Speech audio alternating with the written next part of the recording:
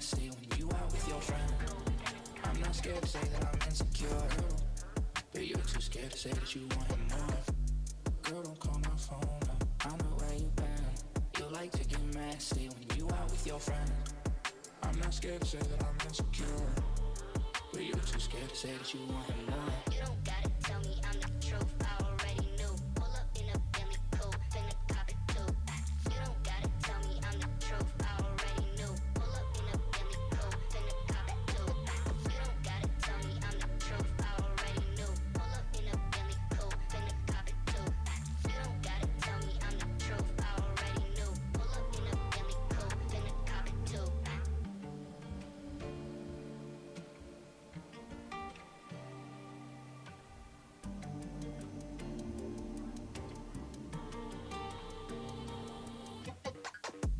Girl, don't call my phone up, I know where you been. You like to get messy when you out with your friend. I'm not scared to say that I'm insecure, but you're too scared to say that you want him more. Girl, don't call my phone up, I know where you been. You like to get messy when you out with your friend. I'm not scared to say that I'm insecure, but you're too scared to say that you want him more. You don't gotta tell me I'm the truth, I already knew. Pull up in a Bentley coupe, finna cop it too. You don't gotta tell me I'm the truth, I already knew. Pull up in a Bentley coupe, finna cop it too. You don't gotta tell me I'm the truth, I already knew. Pull up in a Bentley coupe, finna cop it too. You don't gotta tell me I'm the truth, I already knew. Pull up in a Bentley coupe, finna cop it too. Yo, what's up, pups? How's everybody doing tonight? What's going on? What is going on?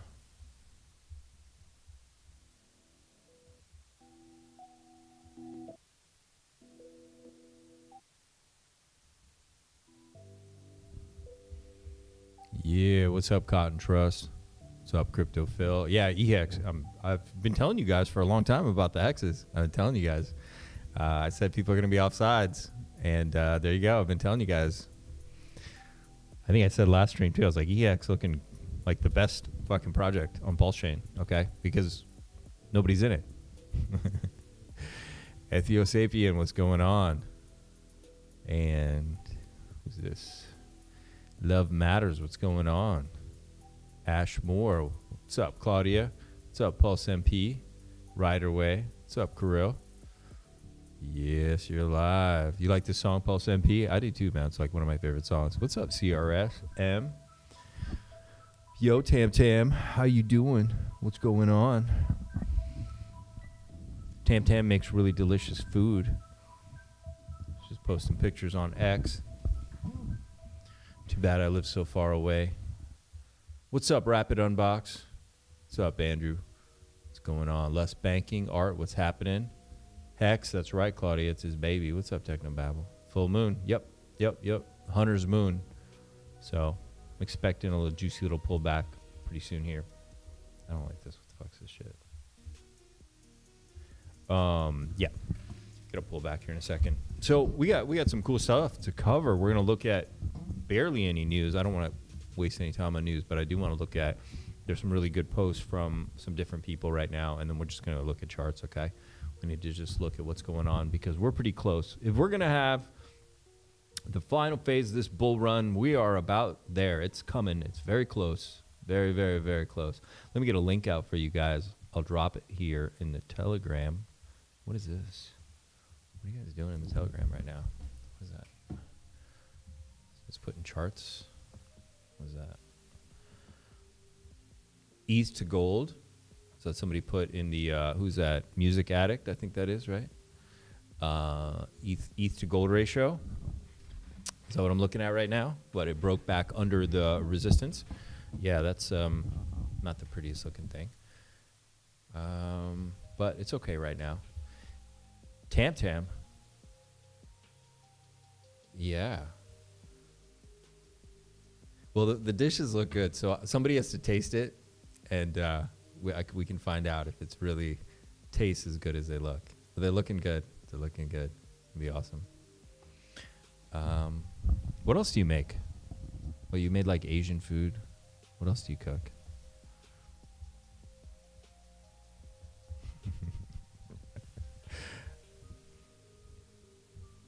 Food is pretty much the way to my heart. Actually, breakfast is really.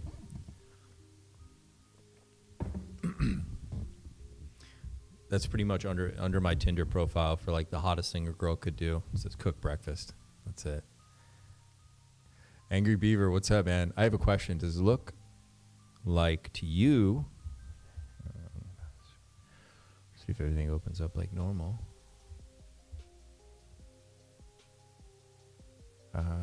Oh, that's not that.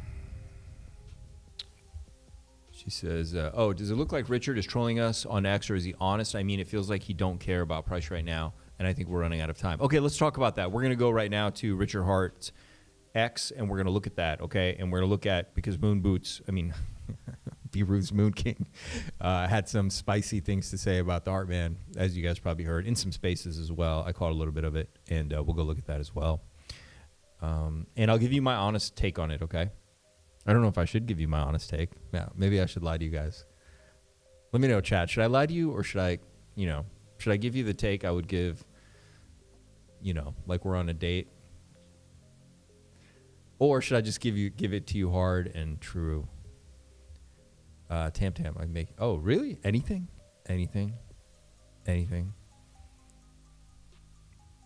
I'm extraordinarily demanding when it comes to kitchen. Grav, what's up, man? Zuckerberg's back in the house. What's up, Malik? Your IG reels are legendary, my friend. Malik, thank you. There's somebody out there watching my Instagram reels, apparently. So you guys, I'm on Instagram at SaintWolf369. You guys can go check it out. I've been starting to put reels up there of stuff that I'm into, and maybe I'll add it to the top of this. I also have a TikTok, but I'm not ready to share my TikTok with you guys. I'm not sure. I don't even know if any of you guys are on TikTok. Are you guys on TikTok? I mean, obviously you guys have seen the crypto TikTok, but I have like my personal TikTok, which is the stuff that I'm into that I post daily from.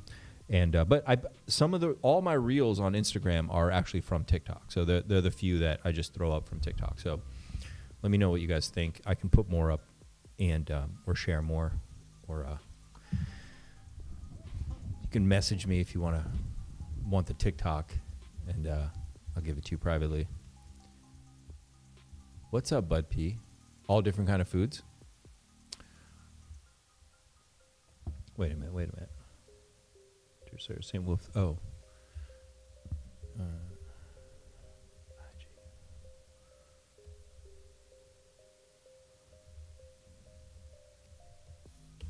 Let's say Instagram.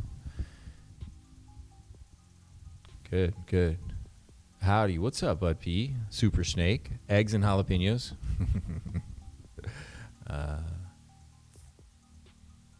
It's 2025. The hottest thing is when a man can cook. I can cook like you never had somebody cook. But there's very few people I would cook for. I think Fast Hacked RH account, I'm in it for the tech. What? Okay, we'll look at that, Malik. My grandma taught me that the way to a man's heart is through his stomach. It's certainly true for me, for sure. Like, it's like all of a sudden, it's like a big bowl of borscht, and I'm done. Digital Donkey, cold hard truth, homie. We like it hard. Okay, Claudia, I'll give it to you true and hard. Jeez. Oh boy. All right, so the Instagram is SaintWolf369, and the the Telegram is what's our Telegram? Saint Wolf Vision. It's at the top of the screen. Angry Beaver, what's up? Deerslayer, where you been? This guy's been gone for like months. I haven't seen this guy in months. Let's see. Angry Beaver says, nah, man, we need harsh truth and alpha. If not some date bullshit. Not some date bullshit. What? Oh, okay. You don't want the smooth operator shit. Okay, I'll give it to you straight. Hans, what's up, man? Looks like everybody's here. How about Pela? Bright light. Pierogies. Yeah. Pierogies and borscht. Bang, bang, PulseChain. What's up? Frank White, how you doing, man? Your website always looks better and better, man. Thanks for putting in all that work and making all these amazing updates constantly. I think when people make it over here to PulseChain, you're really going to be a standout person out here, okay? Can you ping Pedro? Why? How do I ping him? Docile, what's going on? Ecstasy, what's going on, man? Twice in a week. Yeah, well, it's getting to be about that time. I had a lot of things to talk about, actually, so I might be doing a lot more streaming. And I have a little bit more time now, so. Bitcoin hex chart looking primed. Yes, it does look primed. All right, remember, Instagram is at Saint Wolf 369. You guys smash the like button, subscribe to the channel. Definitely smash the like button, okay? Let's go. Let's see what's going on. This is cute. Nope, I've seen that before. All right. This is just real quick. This is really quick. Just when you think... Just a little food update. What's coming to your local Whole Foods? Check this out. Maybe some of you guys have already seen it. You've heard it all. You hear that they're making your meat out of feces now. They just made meat from your number 2. Japanese scientists have developed a method to create edible steaks from human feces. Unbelievable? Well, it's happening. Mitsuyuki Aikida, a researcher at the Okayama laboratory, collaborated with Tokyo Sewage to address sewage mud excess. They discovered the content in the mud contains high protein due to bacteria. So, the team isolated and combined these proteins with a reaction enhancer. Result? Synthetic steak. The meat comprises of 63% protein, 25% carbs, 3% lipids, and 9% minerals. And it's visually enhanced with food coloring for a red hue and improved flavor using soy protein. Ask me if you're even surprised when they came out. Just when you think you've heard it all, you hear that they're making... That's crazy, right? And it's real, man. Soylent Green is people, and your steak might be made out of poo, all right? I think I'll take the Soylent Green, but let me know, chat. Would you rather have the Soylent Green or these new Japanese sewage steaks? Wow. The choices we have coming in the future. I thought we'd have flying cars, and I'd have like a hydroponic grow in my kitchen, and I would have... And I have my choice between Soylent Green and... Oh, man. Times are bleak. Well, we have some good things to look forward to. EHEX, for example. Natural beef, thanks. Military drinks. There's nothing wrong with it. Dude, there's a difference between piss and poo, okay? Like, piss is sterilized in some ways, and you can clean it very easily and drink it, okay? You really can. But, poo is, it's a different thing, man. The monkey video? The monkey video. Oh, yeah, that's an awesome video, right? We're all going to make it friends. Wait, you didn't get the sound either, did you? Well, the sound is nice. It's like the sounds of little ducks and stuff. Street steaks? No. I don't eat anything from India. I don't even eat their normal food. I'm certainly not going to eat their street food. Actually, I'm not that into spices. I will put some like spicy stuff on something once in a while, but I don't eat spices, man. So I don't really eat Mexican food. I don't eat Indian food. I like herbs. Like I eat a lot of Mediterranean food. I love herbs. I don't like spices. They don't suit me very well at all. So I generally don't eat any cuisine that is spice-based. Yeah. All right, so White House officially confirms the administration is working to get a major crypto market structure bill signed into law by the end of 2025. So this is really good news. This is really good stuff. Now, let's get into it, okay? We're going to get right down to business, okay? So what's going on? So the whole market is pumping for the most part, and except PulseChain. So a lot of people are pissed off. It's understandable. It's frustrating, right? You guys have been on all the spaces and X. Everyone's got something to say about it, right? What's up, Lunacy Point? How are you? Good to see you. Oh, by the way, we got the best telegram. Okay. But let's start with, now, Richard's been posting much stuff too, but let's start here with the Moon King, okay? And he's actually put up a lot of posts, but we can start with this one. He says, hey, I've been real from day one. What you see is what you get. Nothing fake about me. Fake people will say I'm updating my worldview. They make excuses for being hypocrites. I would dominate Richard Hard-Win in a PulseChain debate. Moon King is for the people. All right, so he's really been challenging Richard Hart. By the way, let me know if the mic's off. I know some people have been saying it. Sometimes it works, sometimes it doesn't. I have every knob cranked on this mic. I really do. Maybe that's what's hurting it. Maybe I shouldn't have every knob cranked. Maybe like the compressor is too high and it's making my voice soft or something. I don't know. But everything is cranked right now, by the way. All right, let me play this. I think a lot of crypto is about talking about how good the technology is and how it's going to change the world, but I don't think most people really give a shit. I think they want to make money. I think they buy a bag and they hope their bag goes up to a really high price.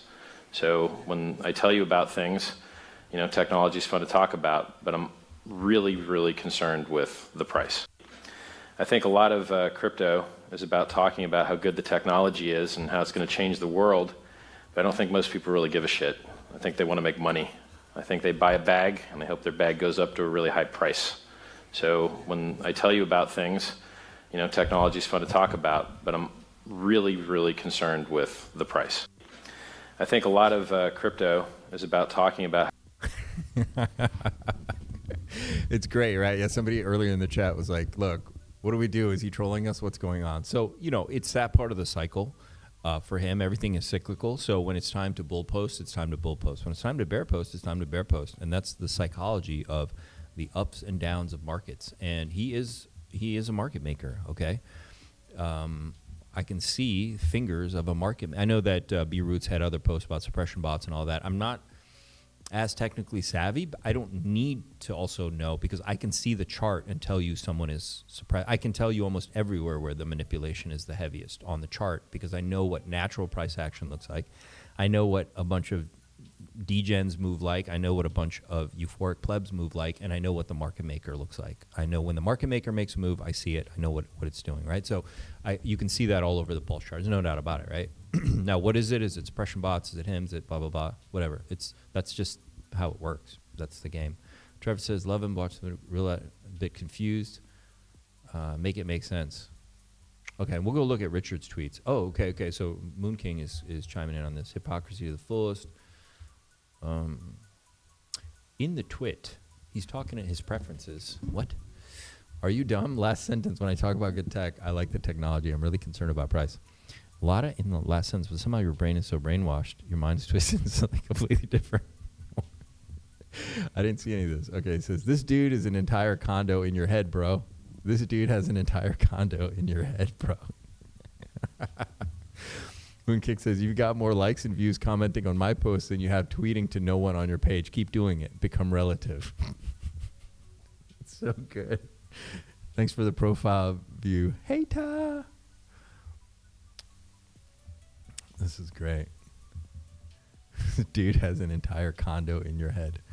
Timu Teddy. That's actually a good comeback. Says, thanks for the profile view. That's really good. Timu Teddy versus Hex debate. Wait, what? One is down 99%. The other is up hundreds of X's at the moment. Not even a debate. Stop being a broke, poor beggar and supporting junk. Yo, we got to get B-Roots back on the show again. I think it'd be a good time to hear his take. He talked with like dollar cost, but nah, I doubt it. Reason being, when I heard you talk kind of off and less sense, you're working for my pulse bag and then all good for us. You just keep, what?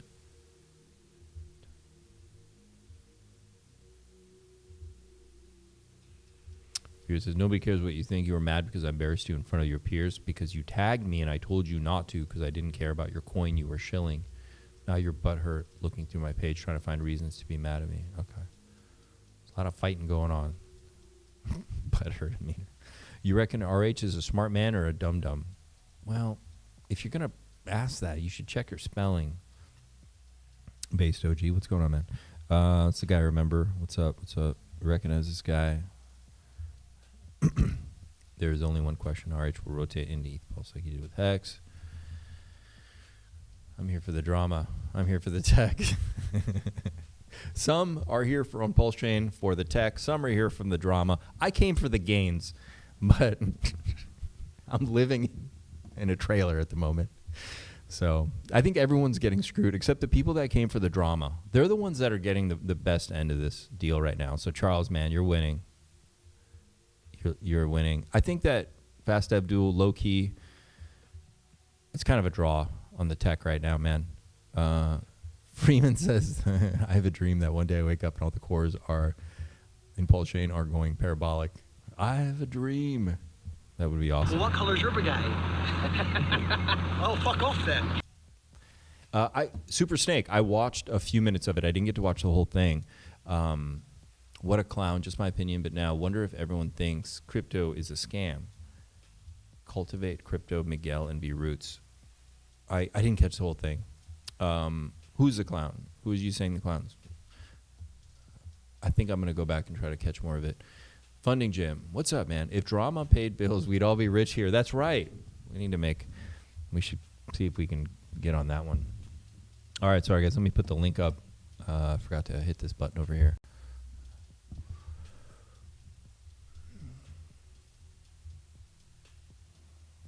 All right, guys. There's a link in the Telegram right now.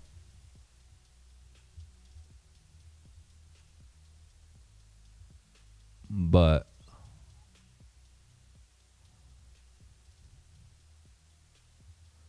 actually I'm going to yeah, I'll leave it there for a second.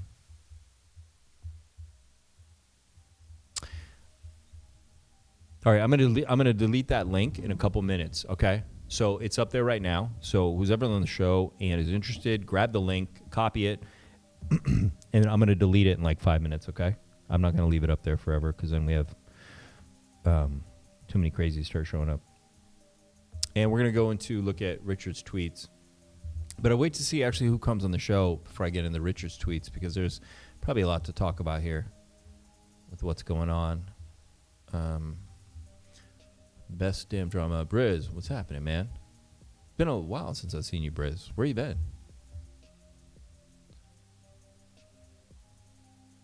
Who else is here? Angry Beaver. Look at BNB. It's $1,200 while ETH is $4,600. At me at this level, it's hard to even think ETH is not going to get to 10K, right? Yeah, I think ETH is close to that breakout, man. Why are we zooming? Yo, what's happening, brother? As soon as you get the image, I'll punch in.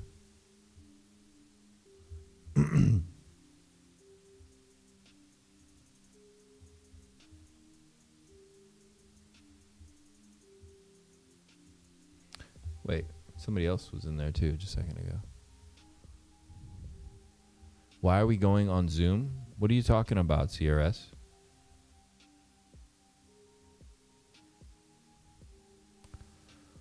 CRS, what are you talking about? What's up, Fast? How you doing, man? Yep. Get your mic hooked up there. I'm not butthurt, but who can say that won't change when pegged? Mm-hmm. It's supposed to, the link, well, that's just what this app uses. It uses Zoom, so you got to go through Zoom. I can do it without Zoom, but you have more options with Zoom, and you can have a name tag and shit, so I give you guys the Zoom.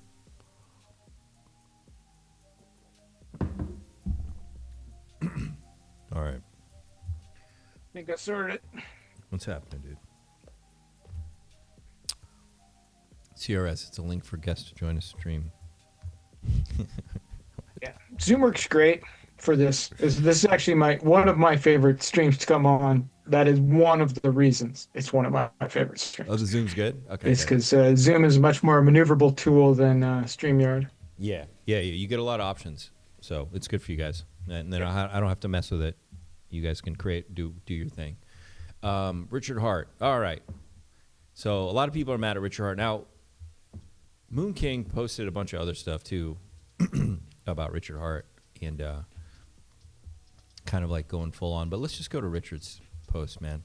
He's been posting since...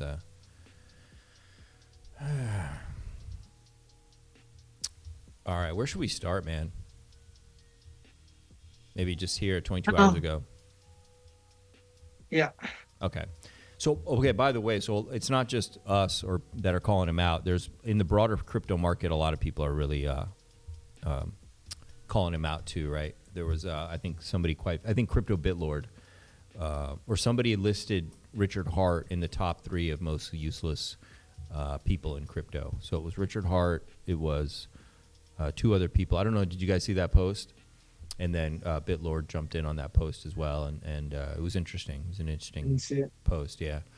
And so anyway, so there's been a lot coming at him, a lot of negativity coming at him recently. And you know what? It's all fair right now. It's all fairness, right? Because he won the case, nothing's happening, everything's moving up. BNB's at 1,200, and it's just hanging out. But we'll look at the charts, and I think there might be a good reason for that. All right, but he said, I've been through so many 80 and 90% dips, so very many. What I care about isn't the short-term price. It's like been 4 or 5 years.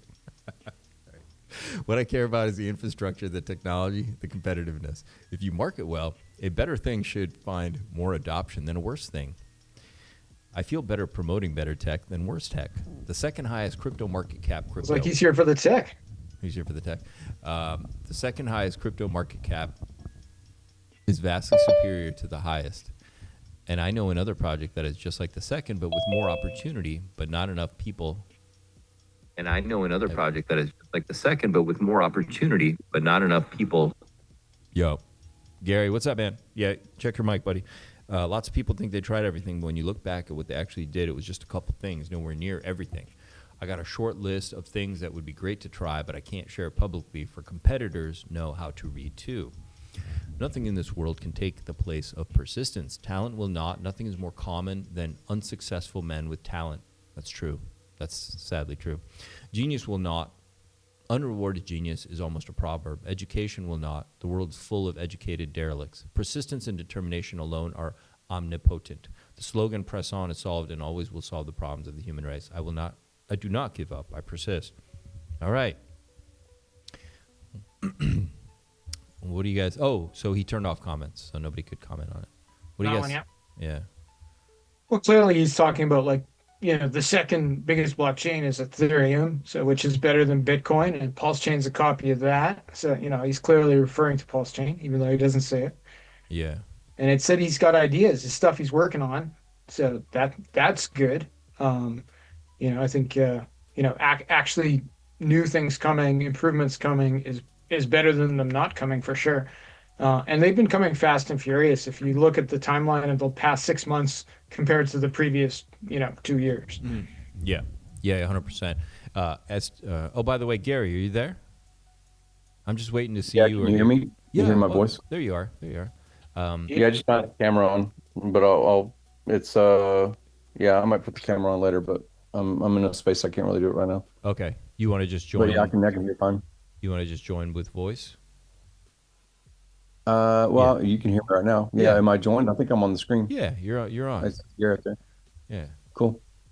I'll put camera on later. Okay, good. All right, we'll throw you on. I'll get this. So, somebody said RH hate is a bottom signal. So Andrew, what's up, man?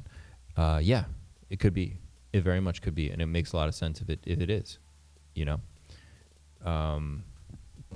I'm curious. Again, we've all been here like 7 years. I don't know how long everyone has been, but like 7 years. So like when I listen to the spaces, and again, you're the best streamer. I love coming on. I love listening to it. I'll play it back. Because I think you've got a lot of great perspective. I think that you make commentary that is some of the least biased as far as like favoritism. You're obviously here, you're talking about PulseChain, Richard, and so forth, but so we're naturally all biased if we're even paying attention.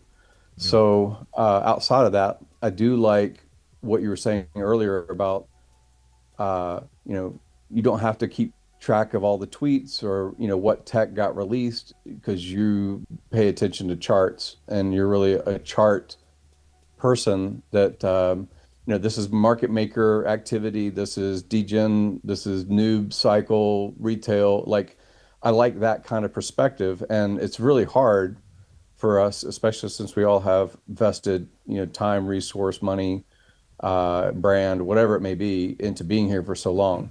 Yeah, so when 100%. You look at the market today in October, and you just made comment about BNB crossing 1200 or 1230 or whatever it was as its peak. Yeah.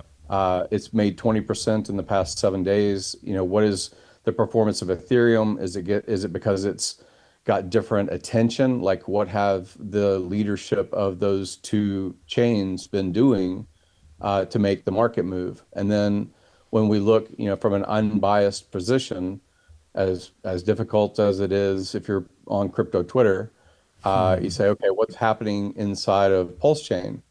And people like Fast Abdul, he's more of a technical guy. He has like protocols, and he knows dev tech and the people that are building these things. So to say that you're here for the tech is great. And I think that the broader market that is looking at the price, especially when the founder of the coin makes a comment from years ago and it gets recycled today, that the only thing people care about is price. Everyone remembers the memes from 2017 and more recently that says, I'm here for the tech, and the guy's wearing, he's an Indian guy wearing, $1 million worth of gold around his neck, right? So like, are we here for the tech? Are we here for the cult of personality of Richard Hart? Are we here for some narrative about decentralization and fuck influencers and who needs central exchanges or government policies to enable a tailwind? Like, why are we here? And all we really can look at is the chart. All we can do is look at the chart and say it should be going up. Why isn't it? That's why we're here is the bias. We're all biased. Yeah. Well said. Yeah, 100%. Well, we can definitely we'll look at the chart and look for some clues there. That's what I think's going on. But I'm not. And again, just you did say something about B-Roots, and so I do want to hear some of the perspective about B-Roots. Yeah. Everybody's building brand. Richard seems to have, over the past 2 years, been trying to break his brand to be unpredictable, to hurt the chart, or hurt the narrative. Yeah. In my opinion. Yes. Yeah. And and the Machiavellian side would say that that's on purpose, that it's on purpose to go down as far as possibly can so that people get out, especially whales. And when they're out, then they can't sell in the future when the price goes up. That's the same narrative we've heard for a long time. Yeah. So like, is it purposeful? Is it madman? Is there a redeeming, 3 months, 6 months worth of play that makes it, redemptive for people that have been here? Like that's all of the question. I saw that Cardano is performing. I was like, what the fuck is up with Cardano? I've been hearing about Cardano since 2014. I was like, what is happening? And, you could say it's because Charles is doing interviews with people, and he's making the cycles, and he's at token 249 and stuff like that. So like, I don't know, man. I want to hear what market makers would do and why they would do it at this point in a crypto cycle, in a marketplace of all crypto are competing with each other. Yeah, I have some theories about that, and I've touched on this before a little bit, and I can touch on it a little bit. What I think he might be up to. I don't even know if I should say anymore. We're kind of deep in this, and a lot more people listen to this show than before. But I have kind of hinted at what I think could be happening. And actually, maybe I will just say it in a little bit. So let's. You said something else too. You were like, he's hurting his brand. So I want to get to that first. That point you made earlier, just a second ago, and then we'll get to that second point about what I think he's doing. He absolutely has hurt his brand, and I've thought about it a lot because I think of everything from psychology point of view and like game theory point of view, because I understand market making and game dynamics and all that. So if even if you print green candles, it doesn't mean your brand comes back, and it certainly does not mean respect comes back. All right, just because you throw a party, so to speak, and everybody makes money. So there definitely could be a good reason he's doing it, and it could tie into how he's trying to, like you were saying before, like shake out whales, is what you were mentioning, right?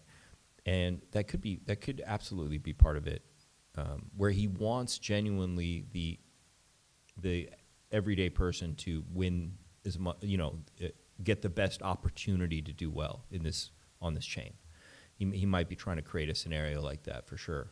So it's not as appealing right now to bigger players, and there's reasons for that. Obviously, there's slippage, liquidity already right there. You're not going to attract whales and bigger players, and then now on top of that, the way he's kind of crushing the brand, so to speak, as you were saying. So you got three ways to like disincentivize whales from showing up right now, right? So the slippage, the liquidity, and this brand destruction you're speaking of. And that could be by design. It could be to keep, to still give this massive opportunity to the everyday person, right? And I've said this before, that I think you could have known that it was going to stay down for a long time, because your average person can't just deploy a 30K clip.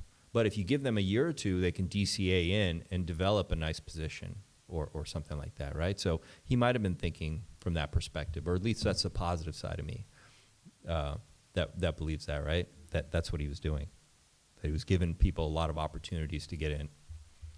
While There's no way he doesn't understand the effect of, you know, some of these things he says. Like, I'm sure he has a bad day once in a while and lets something slip. Yeah, But you know, he appears to be socially connoissant and knows that, you know, twerking was not a play for big investors, right? Right. Like, and he's totally admitted that when he went from twerking Richard back to humbled black shirt Richard in the last video. It's a very definitive, obvious change that he understands. And is he trying to shake out the last of, you know, of the whales, or prevent future whales from coming in right now? Yeah, like Could be. he knows. Though I think we're turning a corner there. But we give the benefit of the doubt. We default to the benefit of the doubt because we have a bag. Yeah. That's the truth of it. If we didn't have a bag, we wouldn't default to saying, you know, let me give the benefit of the doubt. So the idea to say that, I think that it's interesting St. Wolf said about, you know, having a couple of years of basically faith, DCA, you know, in coming in and buying position over time as the price chart or as the narrative or the tweets dishearten others. Okay, so that's one narrative, is you're going to kind of go the faith, the path of the religious. You say, okay, this is where my faith is, and it's all going to work out. That's a narrative, right? And then there's also a narrative that the same guy, the same person has put out, which is whales deserve a discount. And that was during the two sacrifices, right? So the multiple or the 2.5x or whatever it is, you know, first guy comes in with size or whatever, he gets to sit at the front of the theater, and he did that whole march through, right? So you can say, I want more of the lower price people to come in, and hopefully their faith will be redeemed, right? In price and ROI. But then you're also saying, I don't want whales because look at how I treated this whale and that whale and that whale. So like, people like to bastardize Rackham. I like to talk shit about Rackham, but I don't do it so publicly. Yeah. But like, the guy moved the chart. He moved the faith because everybody looked at how big of a buy-in him and his team of Overwatch bought. You say, okay, is that what pushed it to $1 billion worth of sacrifice? Right? Is, you know, when God Whale does something, Fire Whale does something, people pay attention, not just because they're quote unquote nice people, but because they're moving with size that's provable on chain. Yeah. And so when we're at this point inside this particular blockchain narrative, it does rattle the idea that anybody with size would go out on the same ledge that Rackham, God Whale, Fire Whale have, especially when those two guys aren't really identified. Rackham is identified. He's been controversial with Richard. Everybody comes with pitchforks to go against Rackham when it's against Richard, or they go against Richard when it's, you know, it favors them to be on Rackham's side. So all I'm saying is, like, the narrative of, like, who do you expect to buy your bags? Do you expect whales to buy your bags from other coins, from outside of crypto? Random person that picks up some piece of mail? Like, where do we expect bag buyers? And if you have history here, it's a different thing than if you're new to the whole ecosystem of this chain, right? Like, who's the buyer? Yeah. So General adoption, man. Say that again. I didn't hear. It's tough to understand that, because there's media cycles and marketing cycles involved with the market making and the promotion of a blockchain or whatever.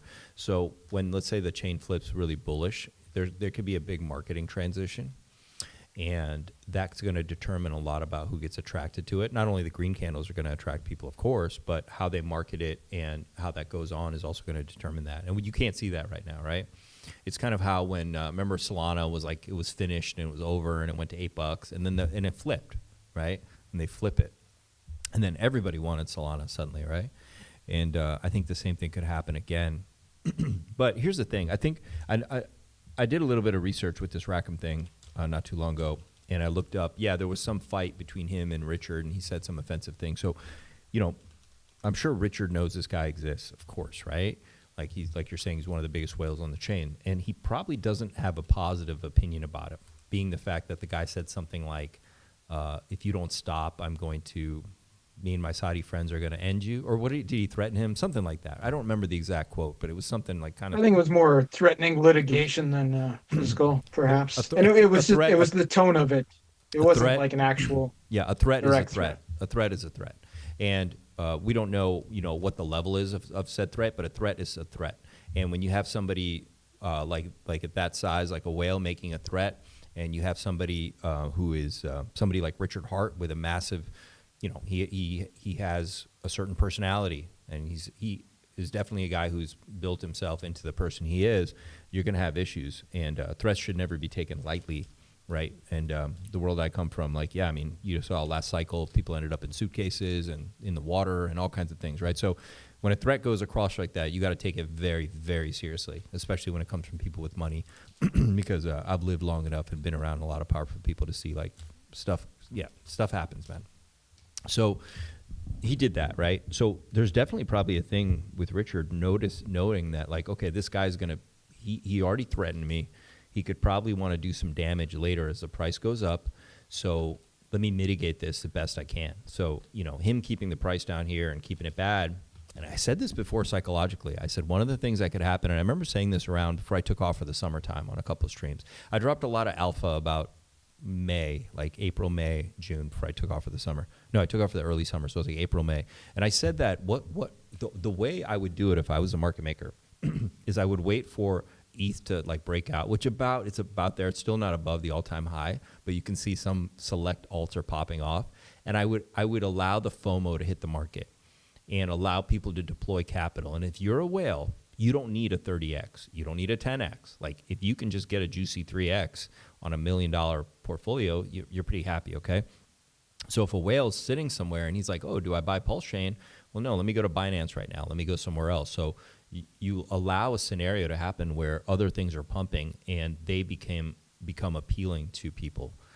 And then when you see that people have moved away from your chain toward those chains because they're doing well, then you can start the climb for your chain, right? So it's that offsides thing I've been talking a lot about in the last 6 weeks, because I said the thing that's going to hurt a lot of people is being offsides, because it's not going to play out the way you think it is, right? And so one of the ways to get people offside is allow other things to move and allow capital to flow there. I already saw some posts on X about people saying oh, I already took some money out of PulseChain and I put it in Binance, or I took some money out of PulseChain and I put it in Aster or whatever it was, right? So you already see that effect happening, okay?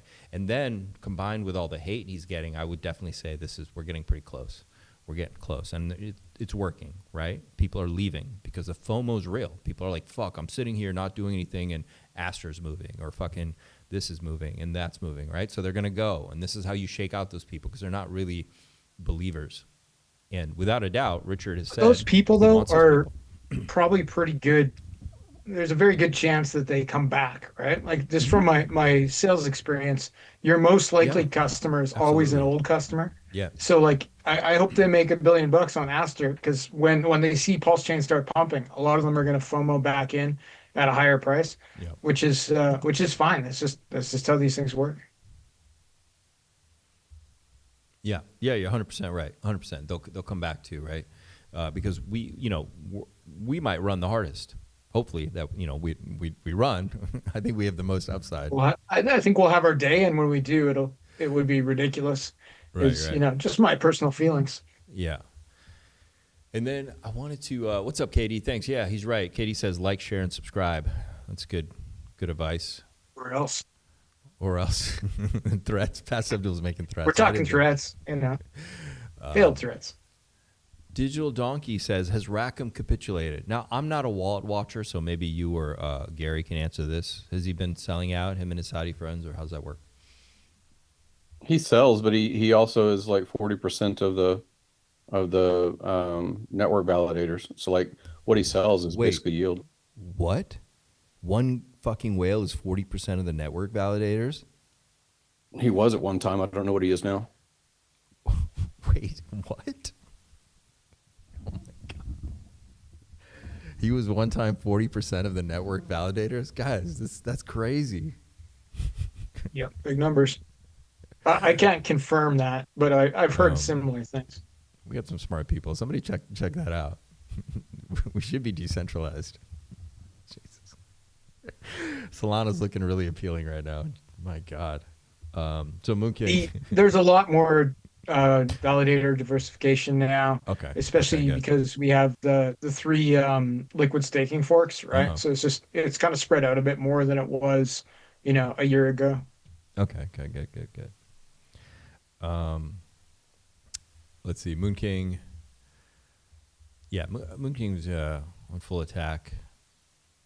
Well, again, so Moon King first does party this coins also right to build his brand. So like he's throwing things out there basically because just like the Tang Gang and others, Okay. people are going to be attracted to either the controversy and choose a side. Yeah. It's like choosing Republican or Democrat. You're not going to stay in the middle. Not many people choose to be in the middle. They're going to choose a side.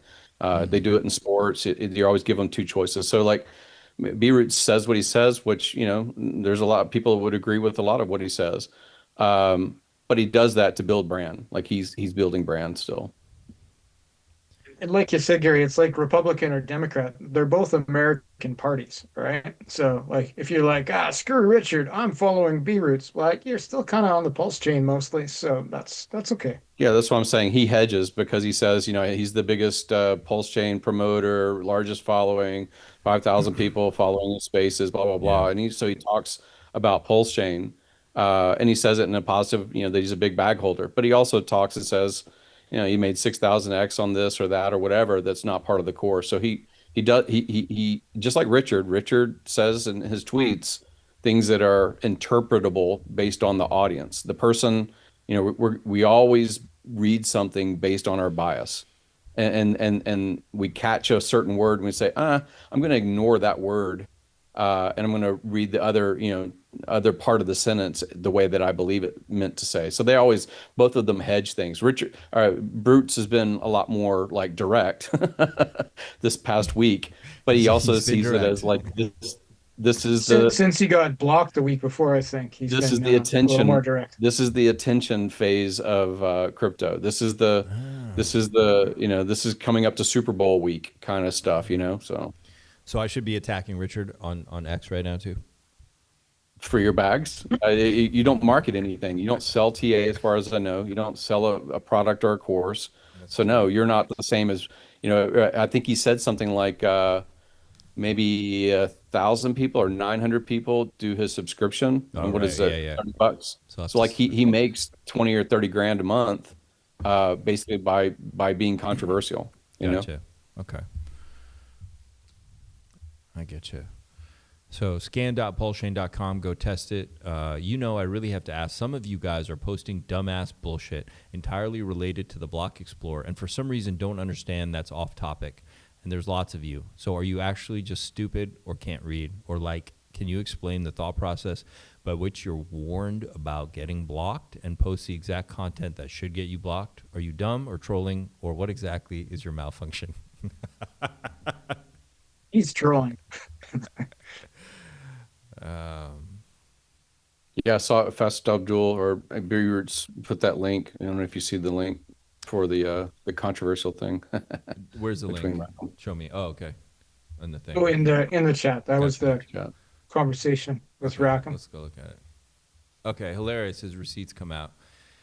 Richard Hart, pro tip, when humility pays better, I'm good at it. Currently pay as shit, though. Bullcrap you are. You have a serious issues going on, and now it's pissing a lot of us off. Richard, I'm telling you right here and now, you compromised my money, my partners, my Saudi friends. You're going to answer for it, period. Give me attitude. Yeah, that's bad. Yeah, that's pretty bad. I would take that very seriously. It's on brand for Rackham though, right? Like he's always aggressive. He's always fighting with somebody. Like Super him and aggressive. B-Roots go after it. Like he is consistent with his aggression. Yeah, bro. So he's building a brand too. There's a bunch of people that got offed last cycle, man. You make a threat like that, that's not. Yeah, that part's not cool. It's serious, bro. Like I don't care what's on brand. Like that's fucking serious. I'd be like, what the fuck?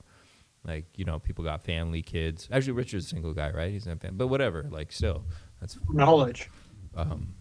That's pretty scary, man. That's pretty scary stuff. But I guess if you're right, maybe it's just to get attention for being on brand or whatever. But yeah, like I think he's playing those games too, like the social games, and that Gotcha, was an older tweet. Like that's not from yesterday. That was right after his Richard's twerking peacock, whatever. Yeah, Fast and Abdul. I think he also was right after Richard had made a tweet in response to some exercise girl and said that her skin looked like dick skin or something. So yeah, like, your skin looks like the skin on my pee-pee. I believe was the quote. He said that. And Rackham responded basically after that. Like a lot of people were turned off with the whole outrage side of Richard. It was pretty bad. Yeah. So, okay, I didn't see any of that. I wish I had seen some of this stuff. I don't know. I didn't know any of that stuff. The outrage thing is weird. I mean, I don't think it's good marketing, but I thought, based on what, Fast was saying something earlier, I thought one of the reasons he did it was to keep whales and TradFi away from his work right now, which is why I think he did it. Because if you were trying to raise attention, there's about a dozen ways you can do it much better than what he did. And you don't even have to hire anybody. I mean, I can come up with them. But if I had 30 grand, I could just hire a company to come up with about a dozen ways that would market it better than any of that stuff he did. I can't remember. Was the outrage phase before launch? Like you couldn't have even, like if he had done the outrage phase before launch, people couldn't have sold their token or their sacrifice anyway. Like I think it was post-sacrifice. Huh? But post-sacrifice, but before launch. Yeah, I mean, what was the point? In my head. Yeah, what was the point? And again, that's part of the narrative is like, is this to shake out? And if you shake out, versus buy back in when things are changing or trend is changing or whatever, like if it was to sell, like to get whales out or get, people that just don't have faith to get out. And the outrage phase was before the chain launched. Yeah. Like it didn't do anything. All it did was hurt brand. It didn't do anything positive. It didn't do anything effective in that sense, but it kept people away, and maybe he was trying to keep people away. Maybe he didn't want people to come by. He just wanted people who really kind of understood what he was going on over here, or B, people who just actually loved his personality to come, which is very possible. And then once green candles come, then he'll maybe switch up the marketing. But I've dropped a link to the infamous twerking video. Dated June of 2022. Oops. What the fuck did I just... Oh, they got... Oh, let's go hear what these guys are chatting about right now really quick, too. Let's see what they're saying. You guys mind listening? Wait. Yeah. I can continue this conversation. I got to wear one of them yarmulkes, but I can continue. What did we just walk into? So my point was, in the middle of me complaining about his inactivity, and the same thing we all complain about, I said to myself, and I said it out loud, Gonzo? I don't know that. If I was Richard, listening to all this bitching and moaning, and I had his ego, and I was already a billionaire, and really the only thing that I have going for me is to inflate my ego, I would be doing exactly what he's doing, and just telling everybody to fuck off, calling people stupid and sucking money out of the chain. I would be a bitter, egotistical bully like him if I was in his position, possibly, to punish the people that are complaining. I could see that. I don't know if I would do it, but I could see it for sure. And that's why I think you're shutting also the fuck punishing up. people that aren't complaining. What if we start complimenting him about being smart and handsome? Dude, people have been doing that for There's enough 7 people years. sucking. Yeah, but they're fake. I'm talking about somebody like me who keeps calling him a fat pile of pocketbooks. No, dude, I've never seen Gonzo Trucker's name ever. Like, what are you talking about? Yeah. I can't do it. I'm sure It ain't coming from me. I'm sure he's waiting on your tweet, Gonzo. He is. He knows. Listen, he's seen my videos. He's seen my videos. He knows. Whatever. He knows the weight I carry here. Me, Top Cat, and Ram. John Smith. What's up, buddy? Anyways, I like the idea. I'm gonna anyhow, at least for myself, I'm gonna do what was just suggested and just lay off and just talk about other shit. That's all. Good. I mean, that's the key. Good choice. There's a plus side to that too. It's like a fresh start for him. So I think that's the whole reason he wants to like block everybody and erase anyone that does any negative to him, even though he deserves it. But anyone that does negative to him, if you silence them, you can control the narrative without people complaining in your thread. Hold on, But to be honest with you, all you got to do is the price go up and the complaining stops. Hold on. I thought we sacrificed for freedom of speech, man. King, that doesn't sound so freedom exactly. of speech. No, that ended once the SEC case ended. Yeah, these guys have been. What do they say in Animal? What's it called? Animal Farm. Animal Farm. Is that all animals are created equal? Just some are more equal than others. Some animals are more equal than others. Yeah. Yeah. Freedom of speech for all, but just more for Richard. If you call me handsome, I'll thank you. Great. Believe in yourself. What's up, man? Nice to meet you. Do I still bro, the funniest shit I ever read was when Vitalik was writing about be smarter. How he believes in these systems of democracy and decentralization, but how he wishes that he was still able to exert his will over the network, over Ethereum. And he's touched back on this multiple times in the past, and it's just really funny because it always comes back to that, where it's always like, if you imagine the world in a certain way, you have to have control over that, even if it's your idea of the system is it's like democratic and meritocratic and everything else.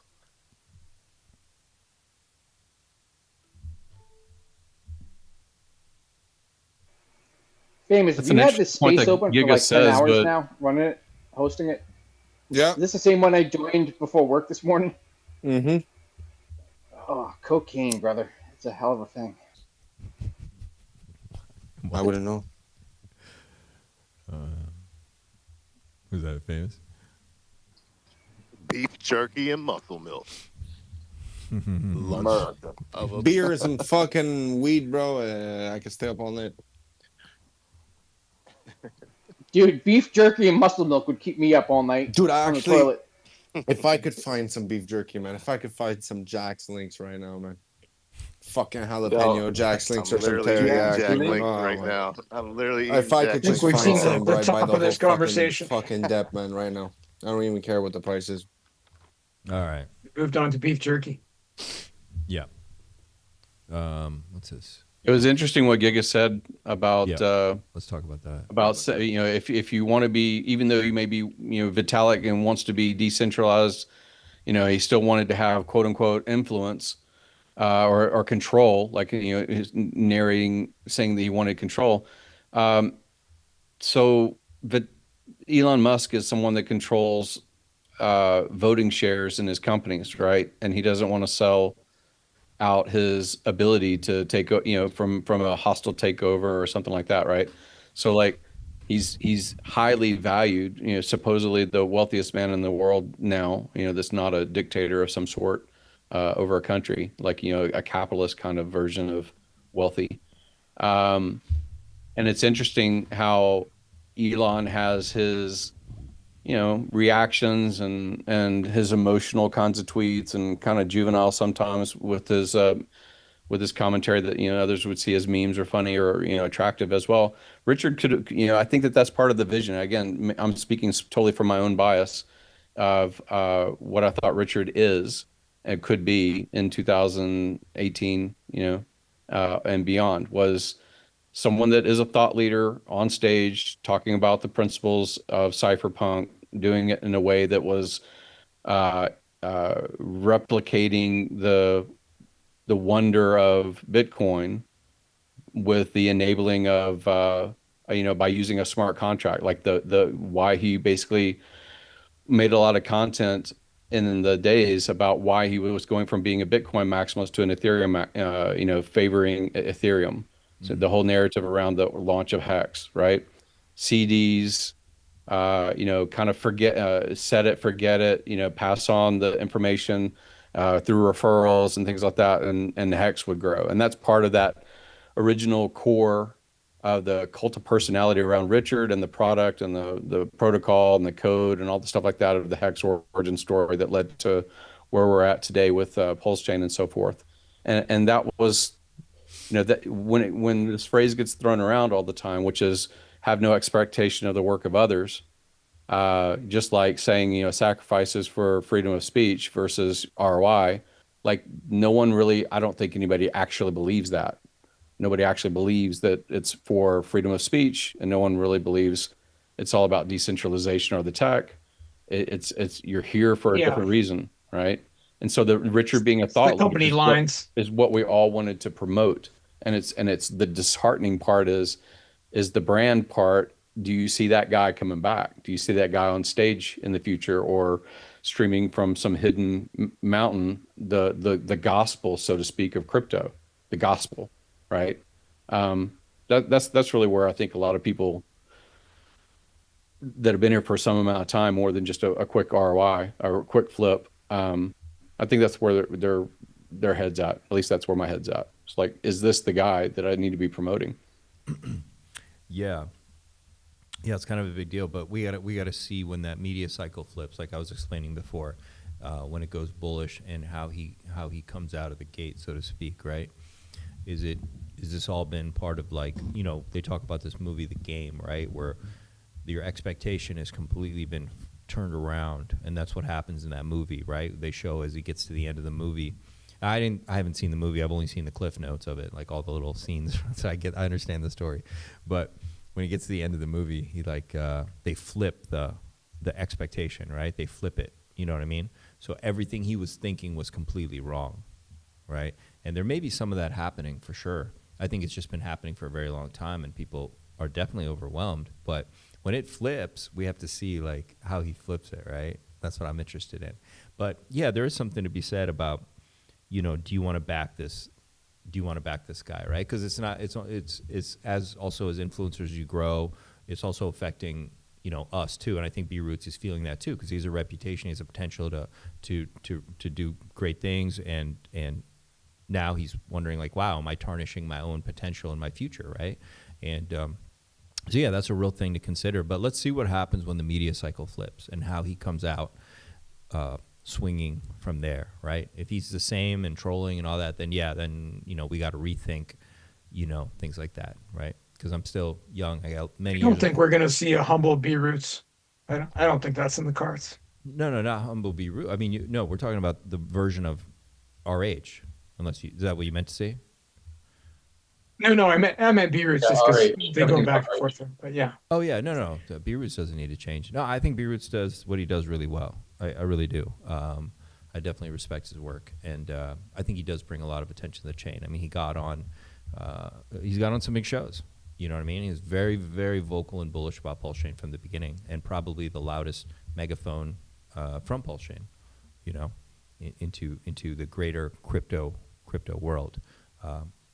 So, yeah, I mean, it's fair that he's considering like looking at all this from a lot of perspectives, right? But we got to see when this media cycle flips how RH comes out of the gate, because right now, like I said, all your expectations have been channeled to move one way, where it's like, oh man, this is all fucked up, and he's, trolling, and he hates everybody, and he sucks, and he's da-da-da-da. Now you're kind of like, just like in that movie where the guy thought that he killed his brother. I don't know, he thought all these things, but they were wrong, right? They were actually doing all this stuff for him or whatever, right? So maybe there's going to be a nice 180 reveal, because he might not be done with what he's doing. When I look at the charts, I definitely see more potential for surprises. And isn't his birthday October 10th, the Heartman? Or isn't it coming up? It's October 9th, the same day as SEC Powell talking. Are you kidding me? Yeah. Is Powell supposed to speak after the FOMC meeting? Are we in a simulation or what? That's true. That's true. Powell is speaking at the same time. Yeah. So we could have a really big surprise coming, I mean, I had this crazy idea, like, yeah, I mean, he could like go silent or something, or like pretend like he vanishes, and then all of a sudden he comes back, right, with like God candles and shit. Like, we don't know, but I wouldn't make any knee-jerk reactions or until at least the 10th rolls around at his birthday, because you know the movie The Game culminates on the guy's birthday, doesn't it?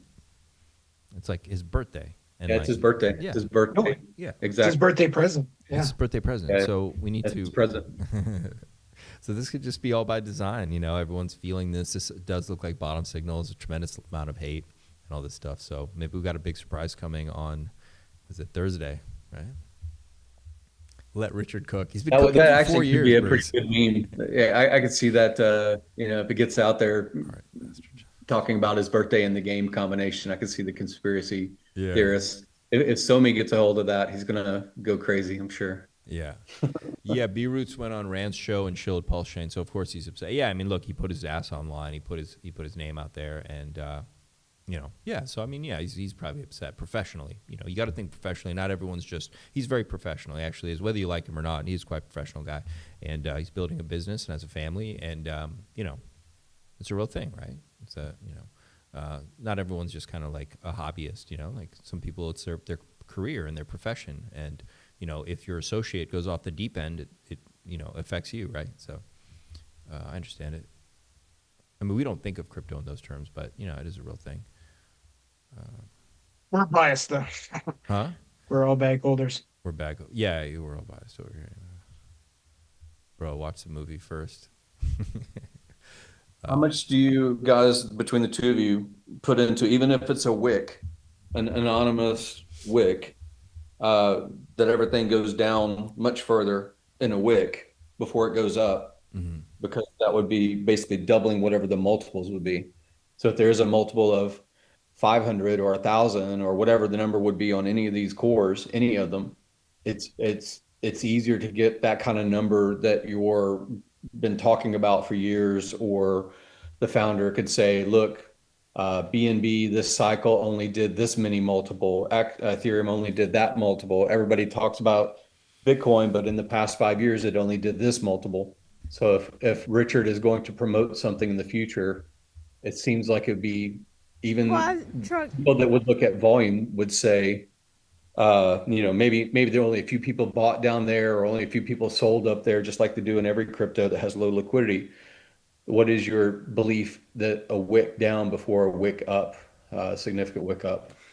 Yeah, I could see that happening. I had in my chart I drew in January a lower low, but it hasn't played out yet. But you know, that would absolutely could be possible in the cards. Okay, so I do want. I actually think I have a biased theory, which is we've heard for 4 years, 5 years, and we've said it, and everybody does chain analysis to try and prove it.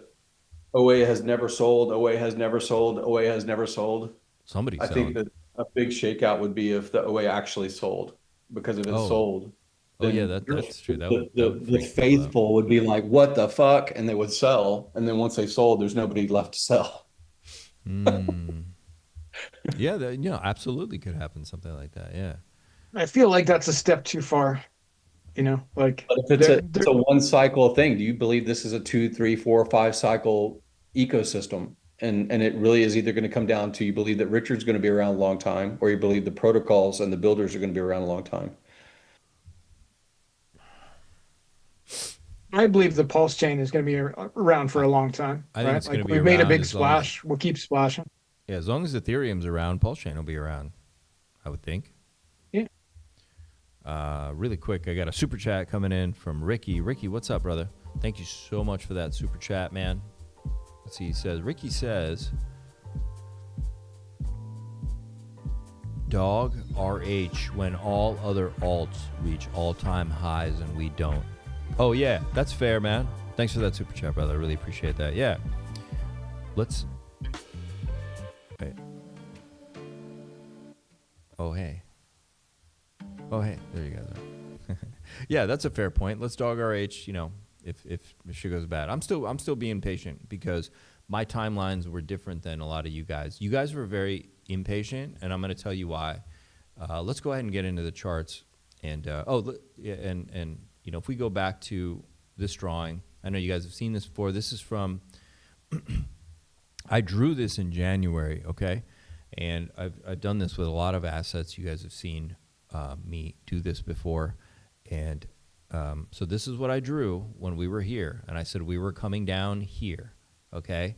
And then we would go up. And we haven't quite hit this level that I had drawn, which was 0.000013, okay? We haven't hit that yet, but that's what my prediction was, that we were going to hit that. We almost did exactly this price action, by the way. Like, it's very damn close. So I think while a lot of people were impatient, I was never surprised, because you can see the drawing. I drew it when we were here, right? And then we broke down into this W, and if you look at my picture, look at what I drew.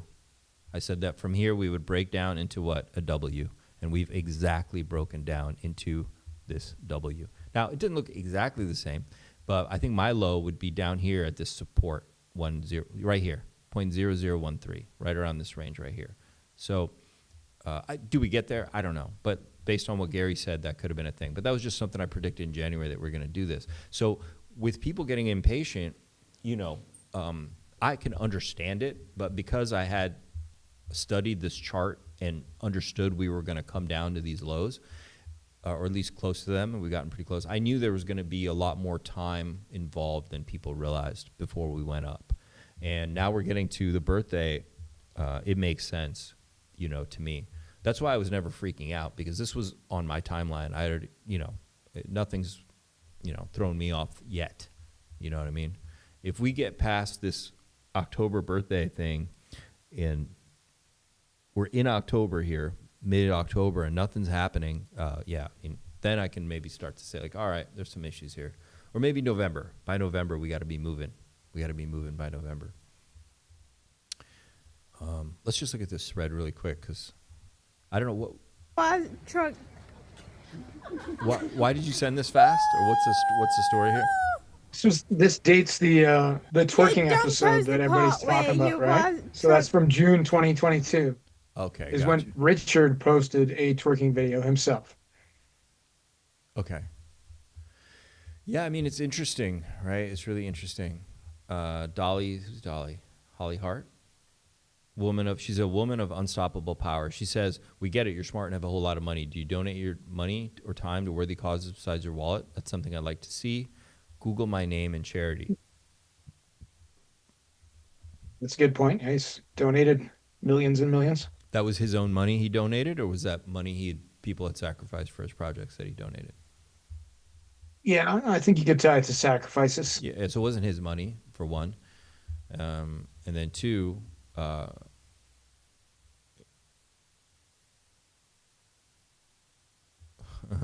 people are like using. All right. Yeah, it's interesting. I mean, just to be clear, we don't know that. Like, when money got sent to the Sins Foundation, I don't know who did chain analysis, but we don't necessarily know that Richard wasn't a large part of the donation to Sins. Oh, okay. We don't know that. That was a tax deductible mechanism, and there was a factor of, I think 27 million was what was quote unquote raised. And then that had to be convertible into cash, because as a 501(c) or whatever, they have to sell. So we do not know that Richard was not a donor, although there would be no reason or justification for him to say that he did do so. Like, right. Gloating that he donated would maybe not have the result that he wanted to have. But part of the whole narrative around Hex, even though we have been here for a long time and should expect it, is anybody can do anything. Any address can do what other addresses can do. So we didn't necessarily expect that the OA would stake for a single day for the Hex bonus of we're all Satoshi, or whatever it was called back then, the multiplier, or whatever it was back in Hex.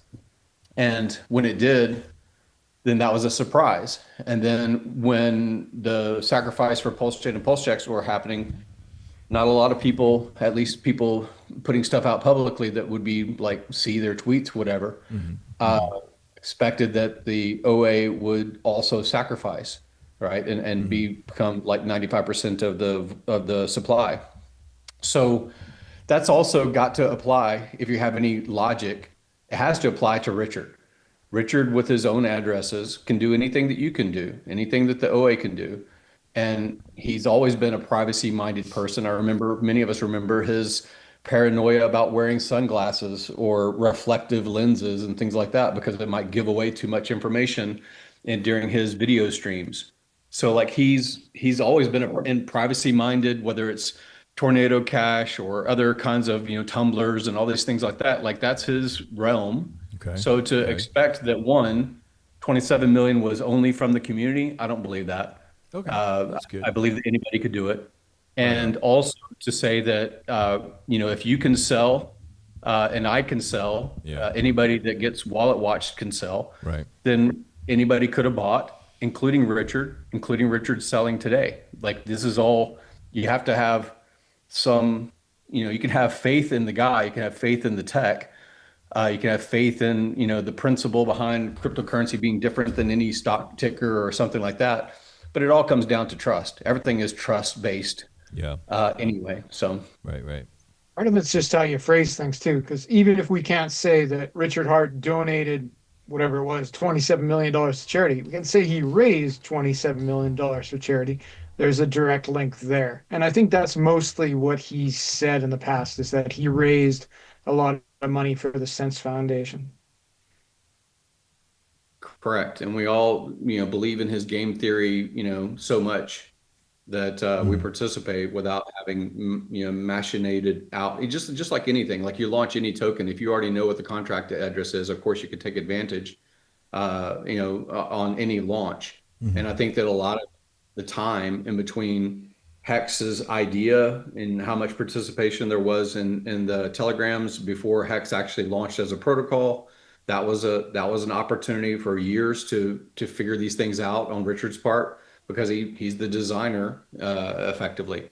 And the same thing when it comes to even the recent stuff that's been tweeted, which is, what would you like to see in a block explorer? Like, what is this thing? What is that thing? Like, part of it, I do believe he constructs the tweet to be spicy and also to be ambiguous, like he doesn't know, like it's a question. But it's very much the same in dating.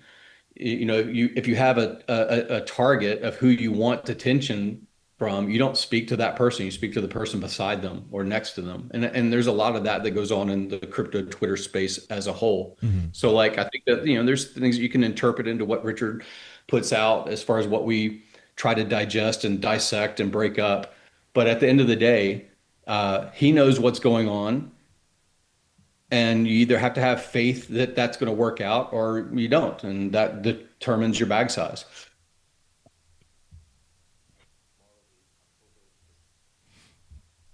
All right. Yeah, there's definitely a lot of talk about having faith, believing in the man. Let's check out what they're talking about right now. Let's touch base, see what's going on here. Dead ass. They're talking about He just sent that to that ass.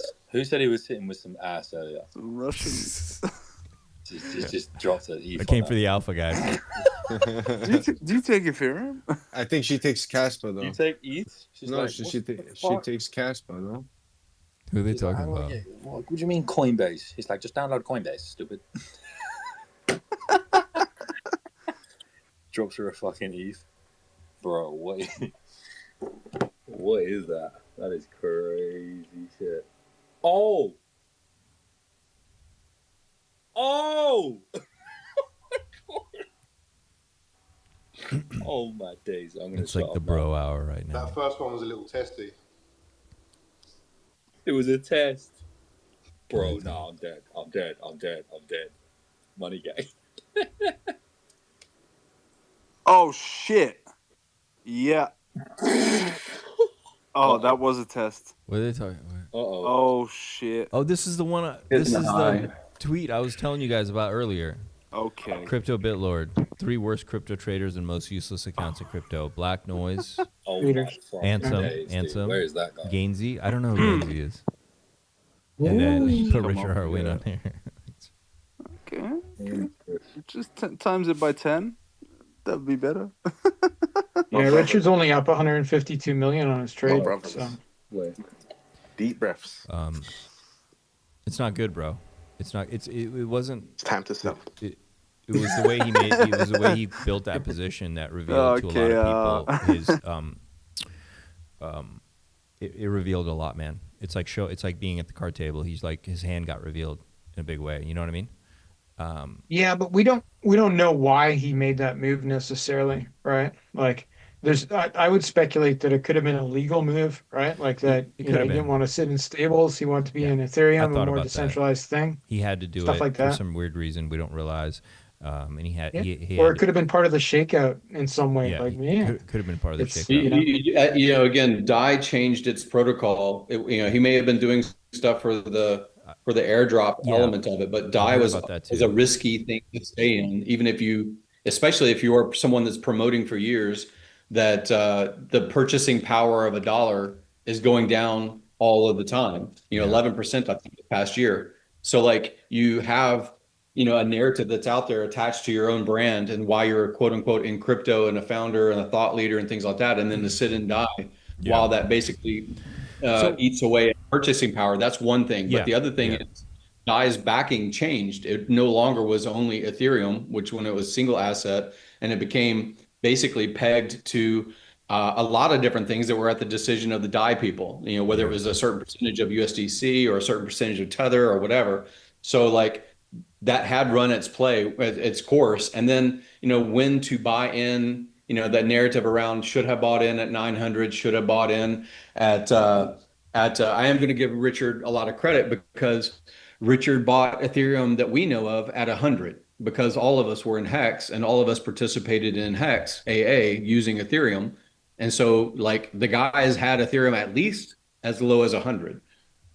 So like, buying late with quote unquote our money, that's also one of those hedged things, biased things that we want to read into. Half of us say that's not our money. It was sacrificed. The founder gave and delivered the product, just like the SEC said. And the other half of us say, no, that's our money and it needs to buy and pump the chart. So like there's a bipolar element to our interpretation of the hedged tweets that are put out. Yeah, I get it. Grey Knight says, I think he actually believed the ETH BTC chart was about to reverse. It doesn't matter. It's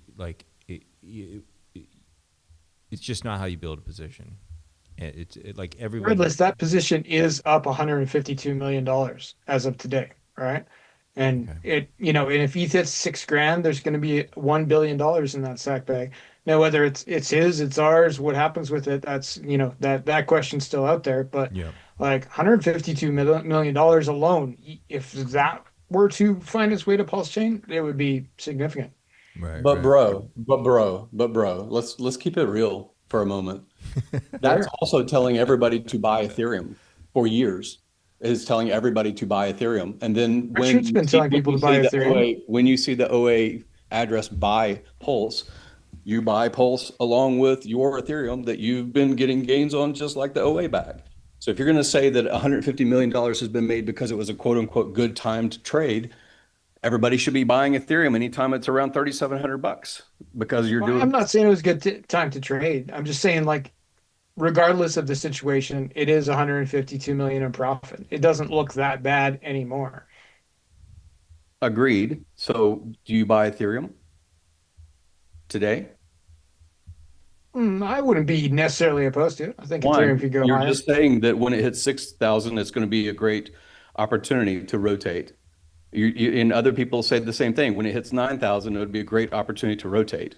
So like you can't, as a thought leader inside this community, say it's great to buy one without buying the other when you have the example on chain of the founder. Well, as a thought leader, I can, decentralize my thinking in what I display to the public and put out juicy things that people will like and comment on for engagement. Because that's good for the, it's the better good, Gary. That's Machiavellian. That's saying I'm going to tell the people that what they want to hear or what they controversial that gets me attention. And that's one of the things that we don't like, at least I don't like about Richard's, double speak. My father's a lawyer, so I don't like double speak because it's always hedged. What's his double speak? Give me an example. What are you referring to? You know, when you say a lot but you say nothing, when you allow the audience or the recipient of a message to infer or with knowingly propagandize, because people will read into it what you expect them to read into it versus what you actually said. It's the politician speak. Politicians. You think he's been doing that a lot lately? Is that what his thing is? Yeah, of course. Even the pDAI thing, whether he's behind it or not behind it. Yeah. Whether he's, protecting his audience and people saying, don't put your buying power over there when you've got something that's so much better. And then there's also the other side of being a very highly intelligent person that says, people are stupid enough to do stupid things. I'm not going to be able to stop them. I can't stop that starfish from drowning themselves, right? So there's that double side of our expectation of a human being. And part of it is like, every human has flaws, every human. So like you can accept it and say that this is just part of the flawed element of being a human being or a highly intelligent person. And then the other side is like, is this Machiavellian? Even when you say you want to shake out the whales or the people that are just here for a short-term flip 4 years into the chain, like these are not honest statements. I don't think everything has to be a deep thought like that, if you're posting on Twitter, right? Like, depending on what your role is in the community, like, sometimes it's okay to just make bullish posts if you're feeling happy, right? It's a choice of the user whether they want to like your comment or share that. And, I think the FUD circle is represented adequately. I'm happy to represent the positive things some days as a counter to that. So Crypto said, why would he mention it 33 times in Gary? So listen, guys, he could be behind pDAI, but because you guys don't understand game theory, you have a limited perspective on things, okay? Somebody can be behind something, but for different reasons than you think, okay? Somebody could be behind a project to get you off sides because they're about to pump another project. Did you ever think about that? There's a lot of ways you can look at this, and you need to open your mind to a chessboard and realize all the moves that can be made on your behalf or against you, okay? So, yeah, he could be behind it, but maybe not for the reasons you think, okay? Or maybe for the reasons you think. I don't know. I'm just saying a lot of you guys don't seem to go walk yourself through the chessboard of all the possible moves here, okay? And there's a lot of possible moves here. Let's look at this, man. Let's get to, before we get on this weird rabbit holes. So Bitcoin's 125,000. So I've got this target up here at 127, and I have nice juicy confluence because it is exactly my resistance line that I have going back here. So I'm going to go with that is the target. A lot of confluence. We're almost there. We're at we hit 126.3. Maybe we push up one more to 127, 128, and then that's going to be the drop. Now, I don't know if we make another low, but I do think we're going to get a big juicy pullback. Maybe that times with this FOMC. Maybe it's the end of this week, middle of this week. But I do think we're going to slam into this and then drop and pull back. But maybe ETH goes back a little harder. Now, before I go to ETH, I just want to show we're still in this blue channel. We've been in this channel since 2022. You can see nothing's changed. Bitcoin's just been up and to the right for almost 3 years. This was obviously a Bitcoin cycle, and the midline that we've touched many times in this blue channel is at 160,000 at the end of October, okay? So, I don't see any reason why we wouldn't come back and touch the top of at least the midline and get to 140, 150-ish in that range, which is very possible and attainable. And could happen very quickly. But right now we are under some resistance, and I do think we might have a little bit of drop coming here soon for a number of reasons, because also the stock market looks really, really heated right now, and a pullback does seem like it would make a lot of sense. Let's go look at ETH really quick. So ETH, you can see, once again, this is a chart I use for the live streams. I have not touched this. You guys remember this psychological zone over here? We're still kind of been messing around in it. I drew this W weeks and weeks and weeks ago. I mean, it's surreal. I drew that we were going to pop up on October 7th. The green candle came on October 6th. Look how close that is. I drew this weeks ago, by the way. So, I mean, we're looking good. You know, when I think about my expectation and the reality, they're lined up almost perfectly. We just, instead of the drop here on this first part of my W, we went up. But then we met the second half of my drawing on this part, right? You guys see that, right? So this was, I think, the manipulation that got people in too soon. But I knew we were gonna come all the way here. That's why I drew it like that. So, you know, I'm expecting a little drop, just like I drew right about here, about October 7th-ish. So maybe that's going to be 8th or 9th with that FOMC. And then hopefully we chop and then pop, you know, to the upside going into the rest of October, November. That's my hope, right? That's my fingers crossed. That's my hope right now so far still. And we're looking good. Like I said, the expectation is lined up with what I was seeing, you know, almost 2 months ago. You know what I mean? So to me, we're not off by any means, so I'm not worried. Let's look at ETH BTC.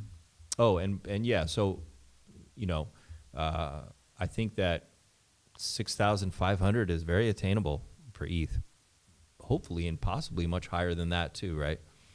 But certainly 6,000 is in the cards very easily, which a lot of people have said. Even Fast Abdul agrees we're going to 6K, right? ETH BTC. Now, this is where I think is going to be the biggest thing. If you go back to 2021 and you look at when altcoins really moved, they moved when the ETH BTC ratio made a pullback after it moved up, okay? So you can see we had a double bottom 2019. We started moving up. ETH started getting some strength until August. That was August 2020. And then it had a drop. And it did a retest of the breakout, which concluded on December 28th, the end of December. Okay, we had a retest of the breakout on the ETH BTC ratio. And it was at this point into the new year that alts went nuts, okay, from there. So I'm going to, because, well, I just, you know, this is what it's done before. I'm going to assume we're going to get something similar. We have this breakout massively out of this pattern over here. And I don't think we have to come all the way back down to it, but I do think we might hit like 0.033. We might get some kind of pullback here on this ETH BTC ratio.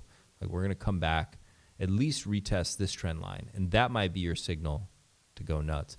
Obviously, if this bull run goes much longer, I mean, what if we come all the way back, retest this breakout before we go? Is that possible? Yeah. Does that mean we have an extended bull run? Yeah, it does. It's going to take us well into 2026. So you got to be ready for some of these possibilities. But the clue we have from last cycle is that when it had the retrace to where it broke out, that is when things went really nuts in the altcoin market and the general crypto market too. So we could anticipate something like that happening again, of course. So, and ETH is making its way back right now. So maybe that would happen also if BTC just made its last drive up, leaving ETH behind.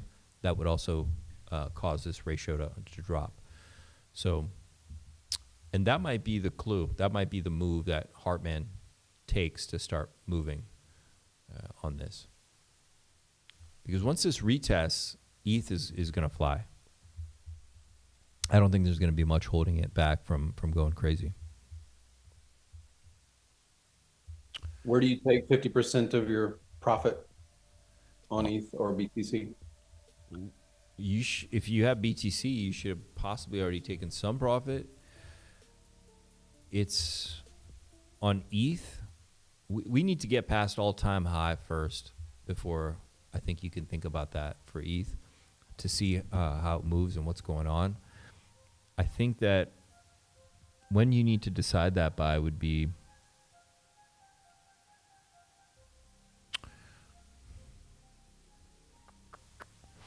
I think we're going to know pretty soon here. I think we're going to know after this week. I think we're going to know, like literally in the middle of this month, we're going to know.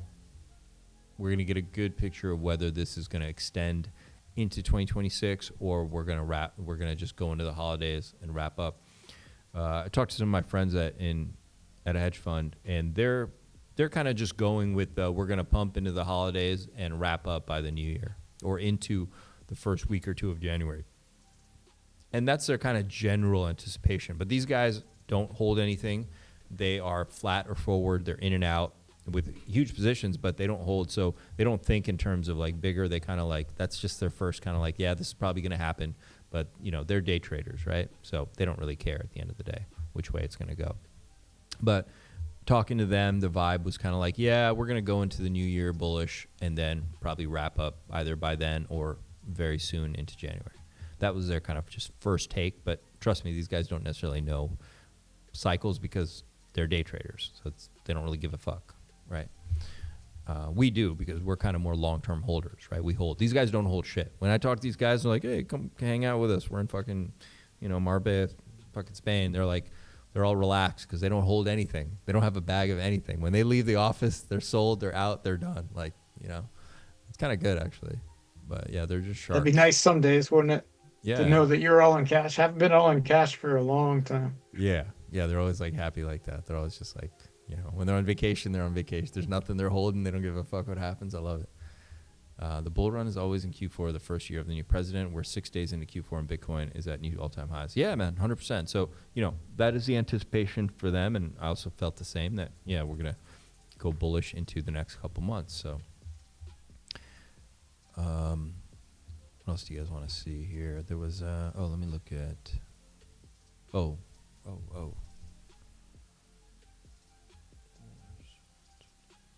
Yeah, some of these things are looking squirrely. Like, I think we are going to get a pullback here. Meta, everything.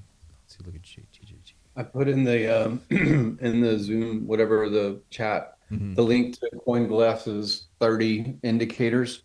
Do you pay attention to any of those, or is everything that you do only the chart? Yeah, I do look at some of these, but I do think that a lot of these aren't going to fire correctly this cycle. So there is one I use that's kind of an aggregate of a bunch of these, and it has like 8 of the most important ones together, and it kind of aggregates them and gives them a score. Let me see if I can find it here. But yeah, some of these are good, but you know.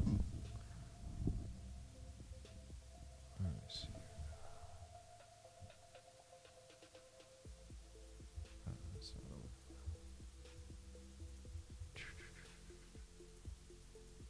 Richard in the past has said, and other people have echoed, Ethereum tops, around 30 days after Bitcoin tops.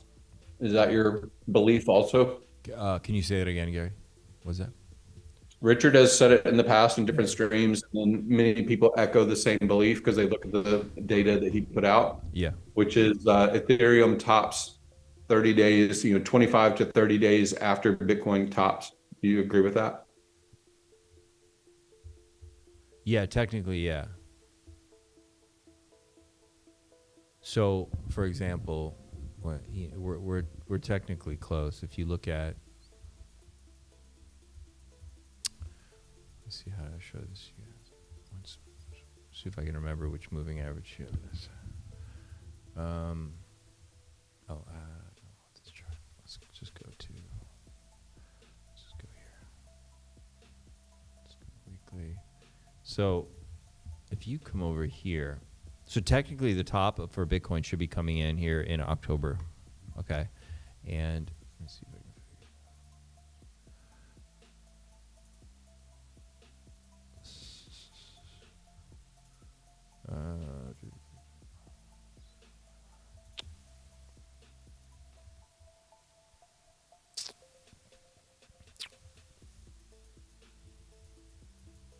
On a side note, have either of you been in Croatia?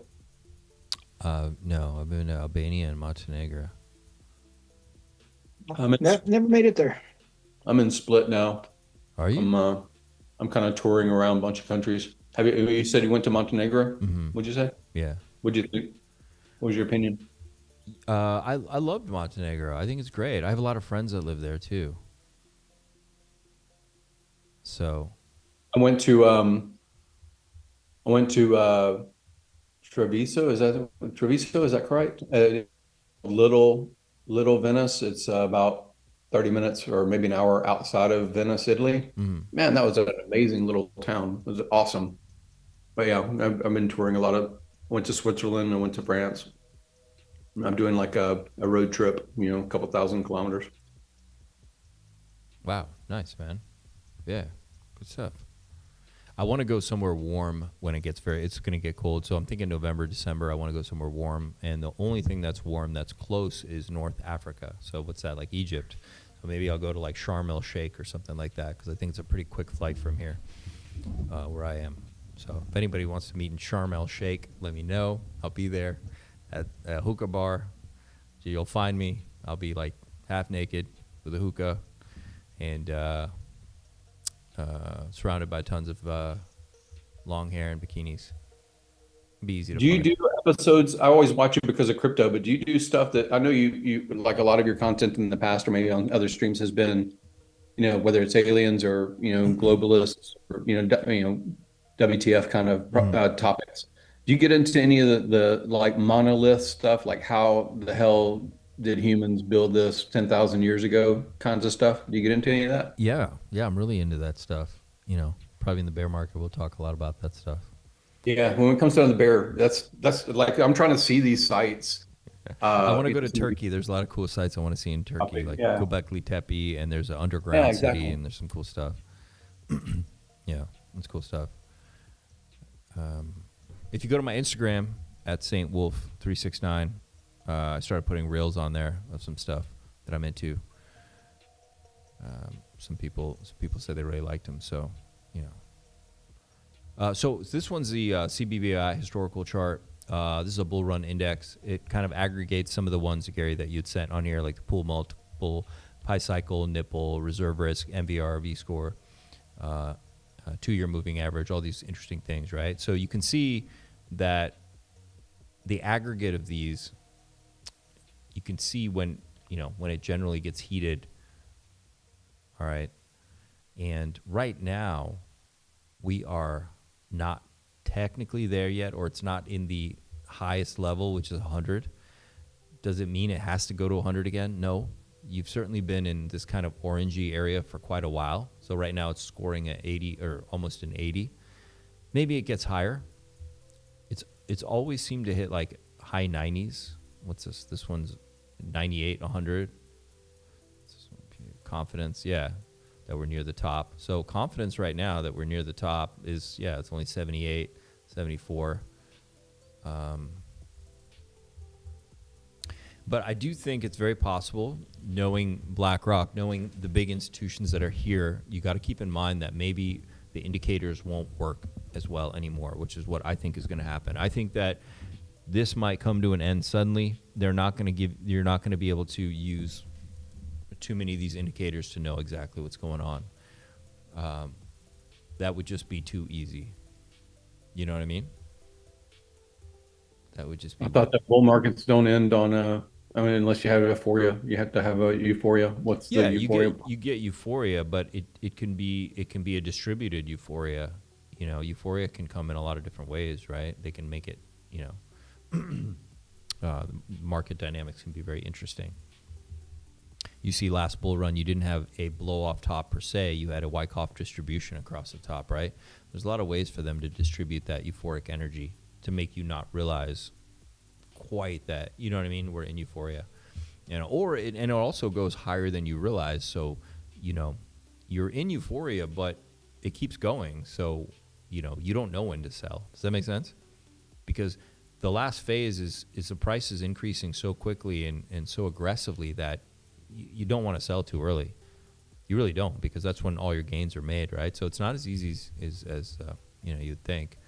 I do focus a lot on psychology when we get into there. Same with bottoms and tops. I do mostly psychology. I mean, I look at the chart, but I think of a lot of things like the news cycle, how that lines up with what the chart's doing, and capital flows and all that kind of stuff. Do you think another 50% drop for BTC can still come? Yeah, 100% a drop of 50% on BTC can come. 100%. Of course.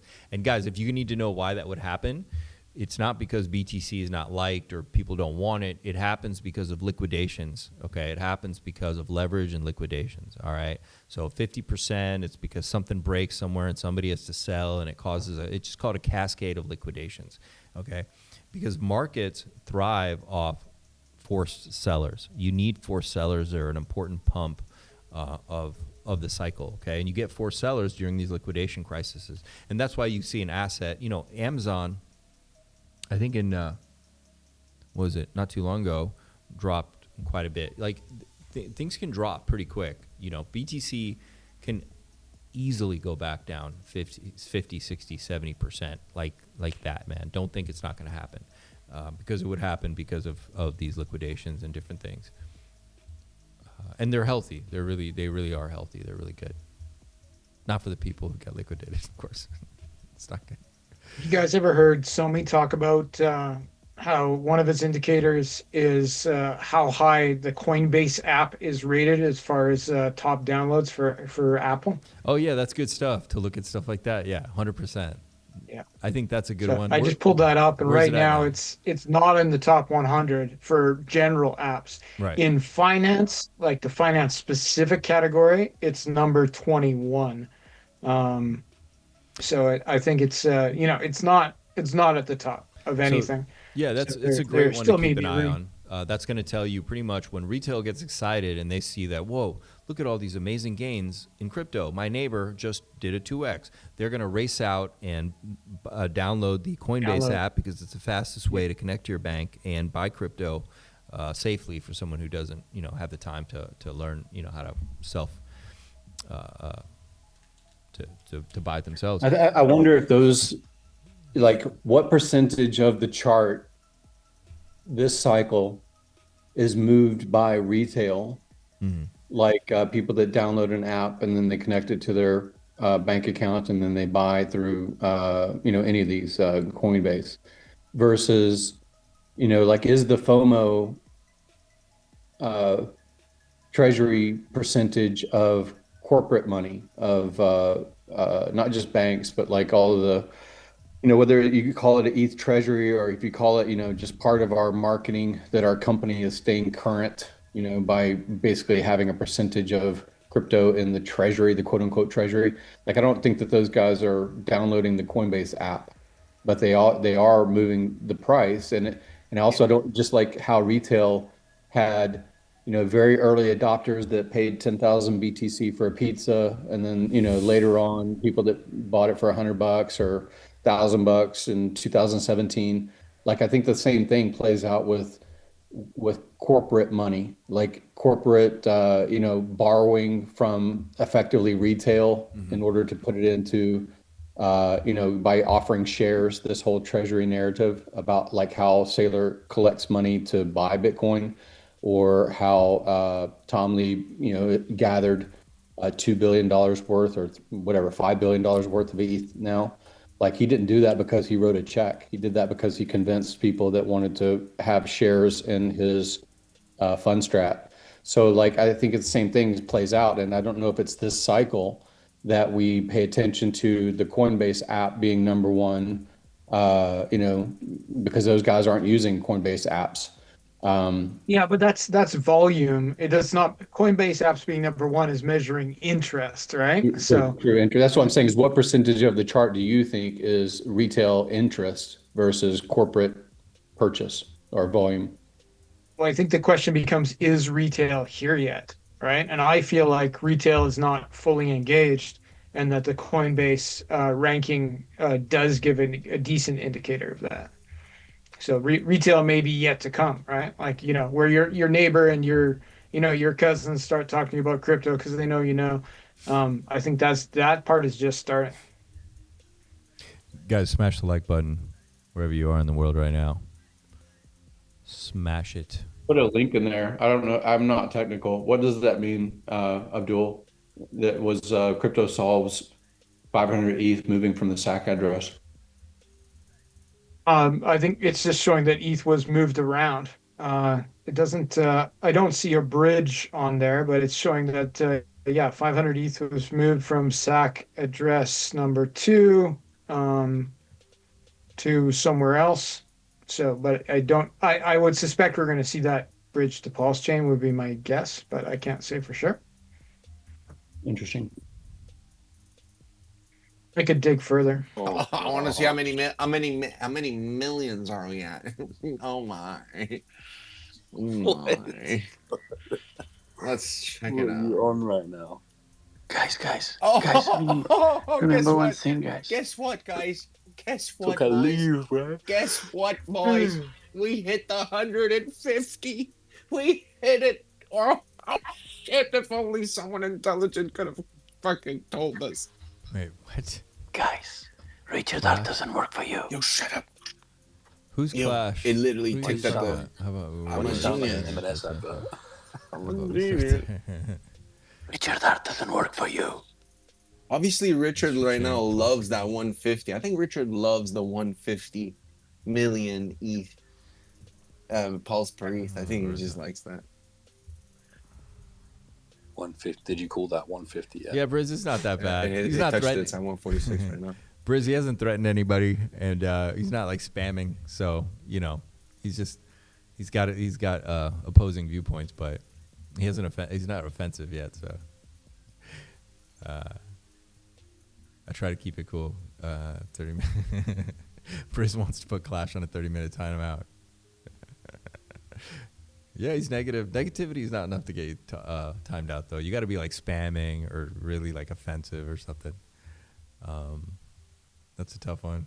Or you insult me, or a guest or something. Concern trolls are a thing, though, right? Like there's people that make their whole name out of trolling by bringing up concern, and they just change the topic from day to day. But it's their whole technique. It's annoying, but yeah, it's not a criminal. It's not. If the trolls just suck, I get rid of them. If they're funny, they can always stay, right? We like the funny ones. Oh, yeah. Funny trolling is the way to go. But I'm not too like happy-go-lucky on blocking and taking people out too easily, man. I try to let everybody speak. It's all good, man. I would block all of you. Fast would block everybody. Make me a min. It'll be great. 500 ETH just plugged in Claudia. She's awesome. She's reverse trolling. PTGC, nice. Yeah, down there. Nothing's changed, man. We're just kind of hanging out at these places where things look like they could go lower, which is fine. This is normal right now. I'm not going to get into the weeds about any of this stuff. Yeah, you're not the best looking patterns right now. You've broken this, uptrend. It's broken everywhere you look at it. So it is what it is. I knew this was going to happen. I warned you guys. Let's see. Yeah, everything looks like that. We can look at some. Pulse. Oh, the whole chain's really bleeding out, huh? Jeez. Oh, this is the ink to PulseX. That's fine. Whatever. Aster looking good. Got a bull pennant there. I know that it had been delisted from DeFi Llama recently, but chart looks good. Not that effective. We got definitely strong rejections here on the 12-hour. Bam, came down, did it again. I mean, it's definitely going to come down to the lower part of this flag now, and we'll see what happens. But yeah, we'll see what happens. That's what is Aster? That's a perp platform. That's Binance's DeFi thing. CZ, I think he had to be separate from Not Binance. Binance. He got out of jail, but it's CZ. CZ, yeah. Next thing you know, you have Tangang. Let us see what. Briz, we know how to handle it. What? I saw a tweet. So, Gary, I'm chatting with Crypto Solve, and he says that that ETH just got moved to a different wallet. It didn't do anything, but I think that typically after a move like that, it gets bridged over at some point, but it could be days. So was it a new address? The first one ETH was a test to make sure it went through, and it was a brand new address, basically? Is that what happened? I didn't ask about brand new address, but just it moved somewhere. It's sitting there now. It's not doing anything, and that could go on for days historically, and then most likely it would be bridged. And he's somebody that looks a lot closer than I do, so I'll take his word for it on that. He's pretty sharp on the wallet tracking. There's a few people I follow, and I always like his, insight or pointers. Although I saw he was stepping in between, or the team. He's like a team. I don't think he's one person. Was crypto? What was it? Hex Scout and Liberty Fi were fighting over who's a bridge and who's not, and stuff like that. I think there's technical answers to that. Like Liberty Swap is not a bridge. That's where it's at. They're Yeah, they use their own more like a capital, right? cross chain swap. So they manually release capital on the other side when they have confirmation on the first side. So it's not really a bridge, like a software bridge, right? Is that how they work? Well, they have funds on PulseChain, and you can give them funds on another chain, and then they give you the funds on PulseChain, right? So then they're bridging in the background, but they may never bridge the funds that you gave them on base if they don't want to, or if they don't need to, right? So it's just a quick service of like there's a big pool of money on PulseChain, and you can access that from other chains by giving them funds on that chain, and they'll give you the funds on PulseChain as soon as they confirm they've received your funds, basically. So they say it takes up to 3 minutes or something, but I think most times it's relatively instant. They would, and they've been increasing that amount that they have on PulseChain fairly regularly. I think they're up to like you can do 10 grand at a time, but like they have more than 10 grand on PulseChain. They have hundreds of thousands that they can dish out to you immediately. But yeah, it's different from a bridge, right? Because a bridge is, doesn't have those same limiters. So if you wanted to bridge $1 million onto PulseChain, or 10 million or 20 million all in one go, then you could do that by bridging from Ethereum using the RH bridge or the Hyperlane bridge if you wanted, and move all of those funds immediately. It's, just it depends what kind of player you are and what you're doing. Yeah, it's like I think when the chain first launched and people were having, they didn't have enough to transact, like they didn't have enough like free pulse to transact or something. I think it was Dipcatcher and Gold Key, they did their like way to release. It was something like that. It was like, if you want to put money into this side of the contract and then the other side, it wasn't a bridge, but it was basically releasing. It was something like that, but they did that also. Give people gas money. Yep. Yeah, there was a couple different teams that did that. Jacob from PulsePod did that too. There was a bunch of, just little different things, ways to get Pulse on. But like Liberty Swap is providing a reasonably valuable service in that it makes an easy to use tool with minimal contract risk that's, faster than the regular bridge. Now, I mostly use the regular bridge, but like if I was, if I had to move like, I need to move $400 over here and I want it right now because I want to, FOMO a meme coin, then yeah, that would be a great resource. And as far as the deal goes, like it's actually a really good deal. Sometimes it's even the better deal to use Liberty Swap. So if you see a quick arbitrage opportunity or something like that, Liberty Swap could be a great choice. Yeah, I CryptoSlav, if you do talk to them, I like when they make their tweets. I just don't like if you try to be a referee between two people, you're just going to end up with a black eye. Like I like them being a data tweeter instead of a, again, everybody does their own thing, but like, not a personality. I've been on stream with him. He's socially adept enough. Like he could juggle those people. Yeah, the Go Pulse people. I used to follow their tweets, the Go Pulse, whatever, but then I stopped, like, not paying attention to them at all, simply because they were browbeating people or something. Yeah, I know that kind of engagement does get old sometimes. I don't know. I used to fight with the Tang Gang for fun. It's that to me that's a bear market activity though. In the bull market, we need to get serious or be funny. Quote Richard Hart, or he'll block you. Yeah, that's software Silicon Valley. That's been around a long time. About like the useful, like they say, the information highway.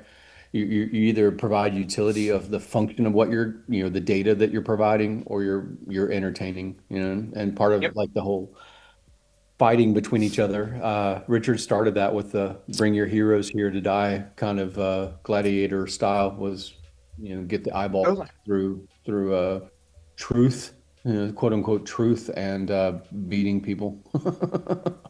This is still an entertainment industry though, right? Like it's, like if it wasn't entertaining, there would be a lot less people participating in crypto. And look at, like meme coins, frog pictures, dog pictures, like there's obviously an entertainment element. So when, as KOLs or influencers or whatever you want to call people, like Yeah, you can't be too boring, and it doesn't hurt to be a hot chick.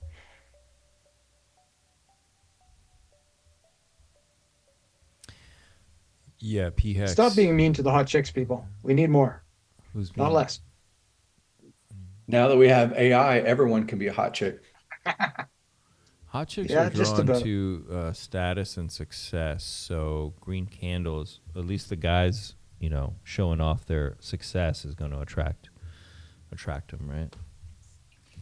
Yeah, couldn't hurt. But as far as like KOLs go, right?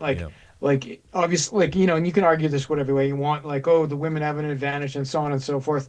I would argue against that, but I could see the argument for it. But like we PulseChain should be open to more women influencers coming in, right? Like I think that's one thing that bugs me is when you have a new girl that pops up and she just gets slammed by the local Twitter trolls come out from under their bridges. Yeah, that drives me nuts. It's pretty dick, man. We got a lot of lot of those weirdos, a lot of incels on the chain for sure. Yeah. I mean, you love them or not like them. HVid and Katie got crap all the time. And part of the reason that they got 50,000 viewers had to do with curves. Also, it's not just the information that they were sharing about the chain. It was the fact that there are women and incels buy coins too. Yeah, and look at a bar. And I know I'm old, so bars are different. But like, if you want to have a successful bar, you don't get like, oh, I need 1,000 guys to come to my bar and buy drinks. Like, no, you need like 100 girls, and then 1,000 guys show up to buy said girls drinks. And I think crypto will work somewhat the same. So yeah, more is better. Yeah. Well, women are drawn to success and winning. That's what they're drawn to. You notice a lot of the girls vanish when the price is down. They're not girls. It's not their temperament to go through the mud, right? That's what men, like. It's harder for them. Yeah. But the ones that do are remarkable, right? Like we have girls some, like Tam Tam. Yeah. That keep For showing sure. up. She's been there good and bad days, right? Like those are remarkable women who are continuously Absolutely. participating, posting, engaging, Yeah. getting the flack just for being a woman sometimes. Like they really stand out. And we have, half a dozen plus good ones on PulseChain. And I think we'll have more coming with the green candles. But even without the green candles, like we've had some good engagement from women in the last 3 months. So, hey, let's do it. Stop being incels. Yeah. Stop being incels. Katie bikini screenshot. Incels may comment in the chat about their disagreement right now. 4K cameras like St. Wolf. I'm not in 4K. Surprised someone hasn't launched an OnlyFans chain like an L1. I really am surprised that there's not, because we are so sexualized and so like attention economy and all that stuff like that. Like I remember that there was like a bunny coin or something back when John McAfee was talking about stuff, or like years ago. But I'm surprised there's not like, I really am surprised that there's not like, here's the L1, and by the way, here's the meme coin of the week, which is OnlyFans girl number 7 or something like that. I'm surprised that it doesn't exist already. It might, Gary. You just might not be in the right back alleys of crypto for it to be on your radar. You're just too classy. Oops. My mistake. Probably has a killer ROI. Indeed. Yeah. Crime sells, eh? Crime season. Tam, what's happening? Speaking of the ladies. XRP.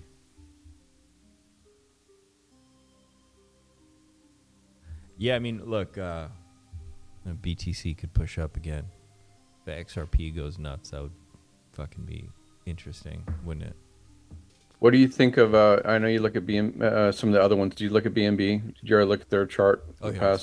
Yeah, I've been looking at it. I was looking at the ROI, basically of a year, like the year, whatever it is, when you can look at a whole year worth of data.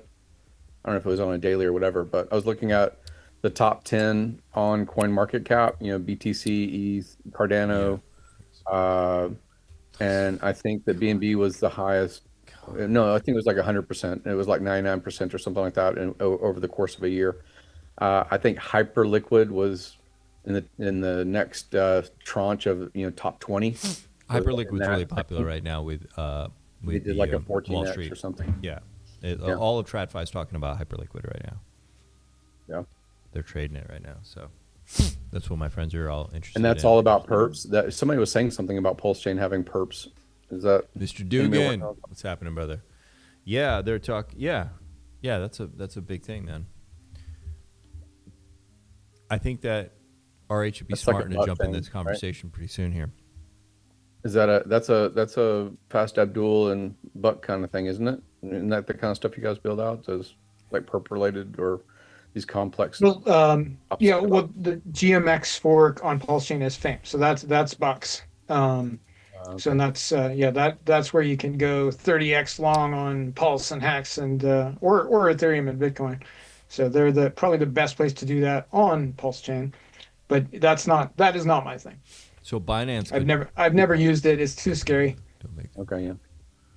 Isn't it like you're paying a funding fee the whole time? I don't understand all that perp stuff. I don't even want to I don't really want to understand it. I just think of it as you're paying an insurance premium basically, and you're hoping for a payout. And the longer you want to hold that position, the longer you have to pay the premium. So it's not just it's not as simple as just making a bet. Oh, I think it's going to go up.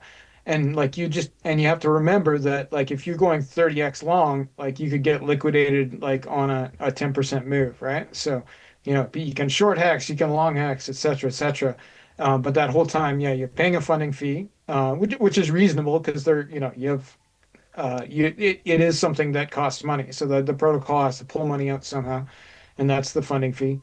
And it also generates decent DeFi yield for users in other ways. So my participation with that protocol has been with they have a PHLP token, which is basically the funding for the casino. It's like a liquidity token that has Bitcoin and Hex and Ethereum in it. So I'd prefer personally to own a part of the casino rather than play the game. But lots of people are willing to play the game.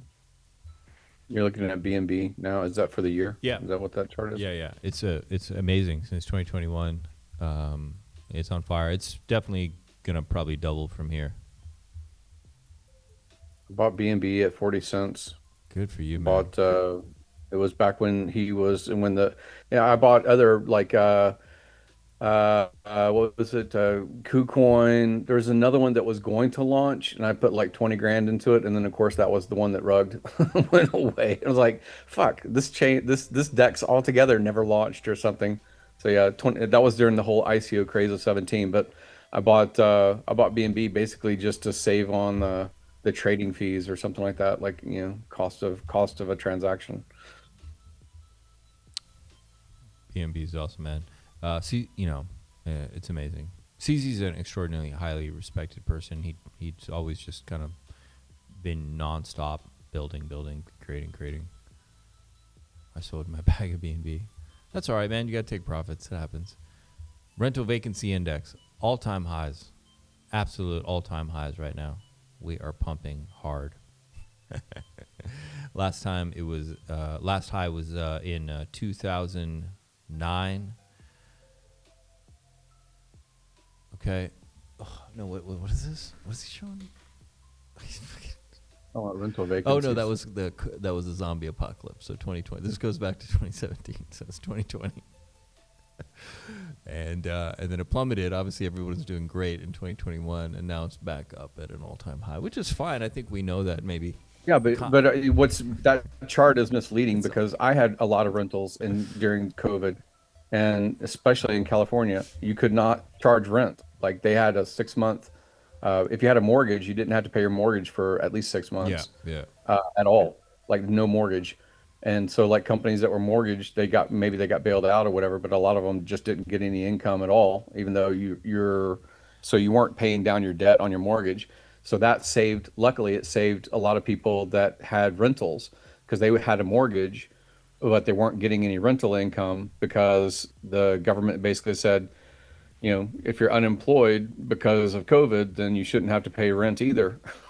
And I had 40 grand worth of Airbnb commitments, contracts of people that were planning to come, and I was booked out and all that stuff like that when COVID hit. in California, and so, and even Airbnb basically said, okay, now like if it was less than 30 days, I think my settings were where it was if someone canceled, at a point 30 days or less, then you got like half of the rent, even though they were canceling. And I was in a very tech centric area, like 2 blocks away from Apple and in Silicon Valley. So I was always booked out very far in advance. And then basically when COVID hit, Airbnb said no, people can cancel, you don't get any money, zero. And also my regular tenants, shortly after that, they didn't have to book.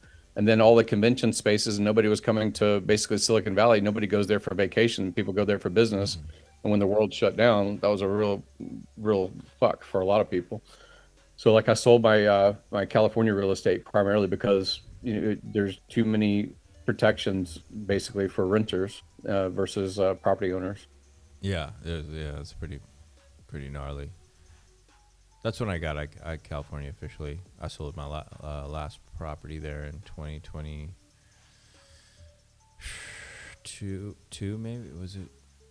No, 2021. I don't remember.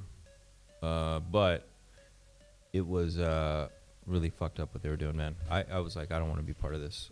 If they did it once, they're going to do something much worse the next time or whatever. I don't want to be there. Sure. I've read enough history books to know what comes next. Or what could come down the pipeline soon, right?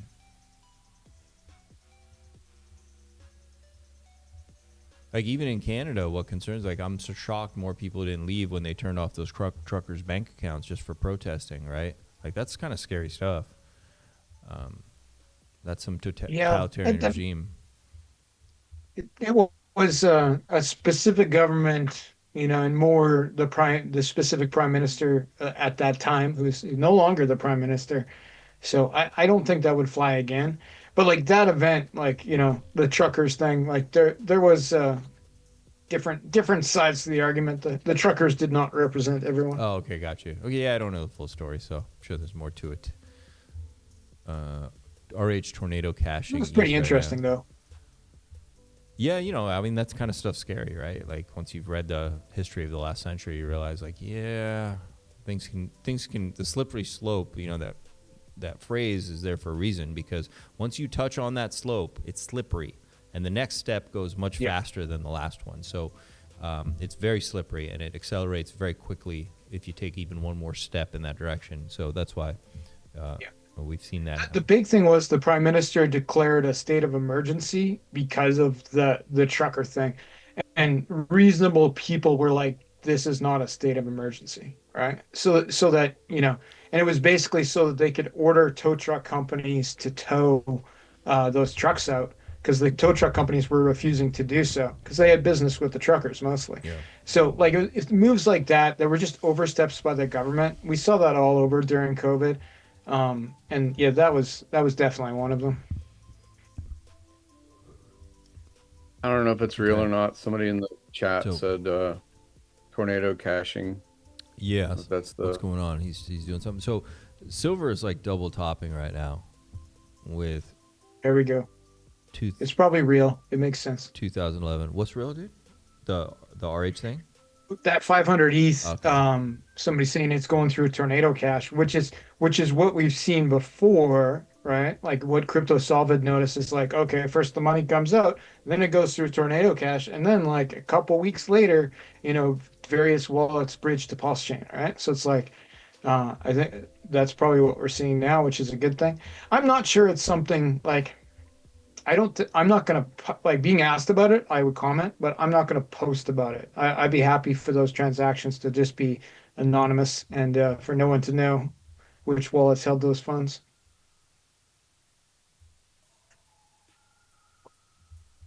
Well, like I said earlier, there's an amplification factor. So if whether they think it's front running or preparing or whatever, like they're, because it's on chain, when you see it moving, even if it goes to tornado cache and it might be paying for exotic vacations or Lambo or something, the inference is that you still see money come across, whether it is or isn't that same money.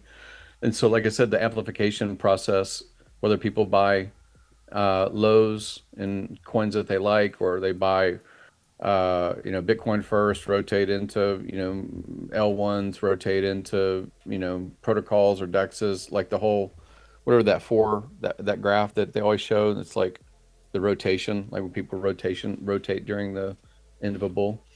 Yeah, Yep. it's interesting. But like if Richard really wanted that amplification, like he could just bridge 166,000 ETH to PulseChain and have it sit there, right? That Yeah, would that's there'd what be I'm a saying. lot of amplification of that. Just And being do it on the publicly. chain moves a lot of motivation. It's like, hey, there's capital that could deploy, and it's the could. Yeah. What is it, that Silicon Valley TV show? They're like they're working on software for 4 or 5 years on the episodes of Silicon Valley. Yeah. And then the Yeah. billionaire comes and says, the guy says, hey, we're about to release it so that it has utility, so it actually compresses the video files, better than anything. He's like, whoa, whoa, whoa, whoa, whoa, whoa, whoa, whoa. We don't want it to actually do anything. You're not going to make money if it actually does something. It's the speculation that actually makes the money. Point. But yeah, like we could see a day where 166,000 ETH got bridged to the chain and then sat there for however long. I think that could be a pretty interesting play because like all the rankings and stuff would just explode, right? Like the amount of the TVL of PulseChain and like all the wallet watchers would flip out. It would be I think not it that goes. bad. My opinion is I think it goes a lot lower, and even if it's a wick, that it goes a lot lower before that happens. Though I think it because then people have faith, restored faith, or anticipation, or whatever. So like, yeah, because the marketability of this chain in 2028, 2029, 2030 is going to be look what it did last time, just like the Hex. There's a lot of people participated in this chain because of Hex and the 10,000x narrative. And, that same thing can happen just as long as you can point to the chart and say, factually, it happened. And more X's, lower wick. But like, I feel like we're further along in that process, Gary. Like it's, we've started the massive never before seen marketing. Like it's, green candles are kind of coming due. We're getting towards the end of the cycle. Ethereum's going to go up and then start going down again. When it starts going down again, where does that money flow to? Which is, I think could be relevant to us. And so like, my belief in regards to like the price of something like Pulse is probably the bottom is in. Probably it was a couple months ago. Just my belief, not financial advice.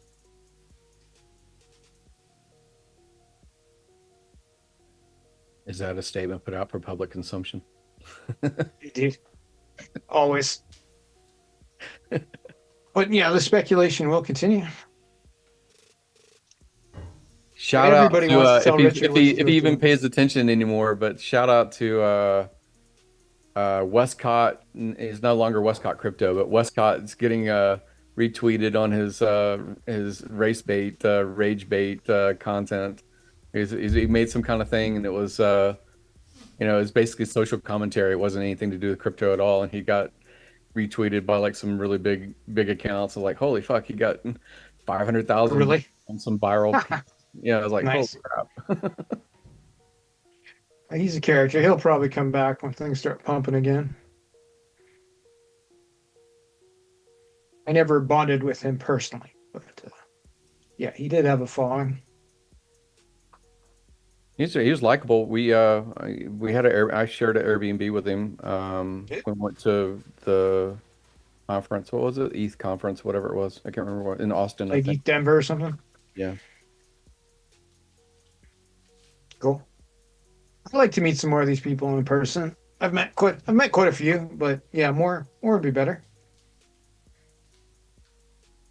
Maybe RG3 will do his PLS 369 conference in Vegas again next year. I met a lot of people there. Who's doing the distribution? Is that RG and his people, or who's doing the tablet stuff? Isn't that RG? RG seems to be heavily involved. And SJ is also heavily involved, as far as I could tell. They're asking for volunteers. They're putting labels on envelopes and getting them out there. And people are volunteering, which I was kind of surprised about. But like, my advice was, I don't think you're going to get enough volunteers to pull this off on scale. But like, there seems to be like teams of 15 people from the community consistently volunteering to do this, for 8 to 12 hour shifts for free, strictly volunteer. So that's pretty cool. And there's people like it's all happening out of California. There's people flying to California, driving to California to spend a week, doing the PulseChain mailer, right? Postcards 2.0. So there's a certain cyberpunk element to it that I didn't think would work, but yeah, they seem to be pulling it off. It's cool. I don't know how many people are in California.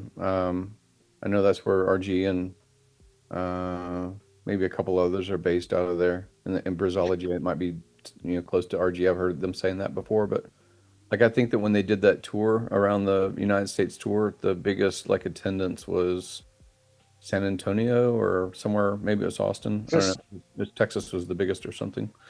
I talked to a lot of people from Texas. I get that a lot, but also like there's a lot of people from like Chicago and stuff. A lot of people from New York. I think it's, but yeah, Texas is big. There's a bunch of the founders are in Texas. Texas has that attitude that goes well with DeFi, right? Part of our history is the most independent or the most possible to succeed from the union, most logistically possible. I would be surprised if that happened now, but historically, yeah, I'm with you. Yeah, historically, it was a country of its own. The Republic of Texas had its own currency and all that stuff. I think it was pre-Confederate or pre-Civil War, but it was like 4 years worth of independence. Cool.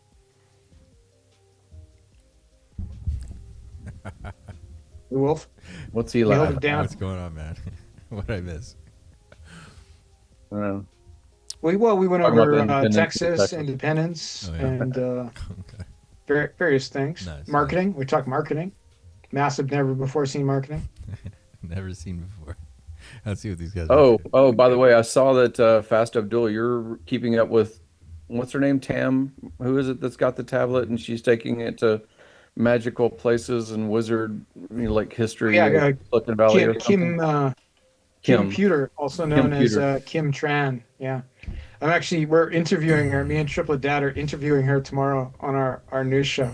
Nice. So, is she putting it up on eBay? Is she going to be like the highest ROI on tablets or what? I think she did put it up on eBay. That was sort of like her initial posting.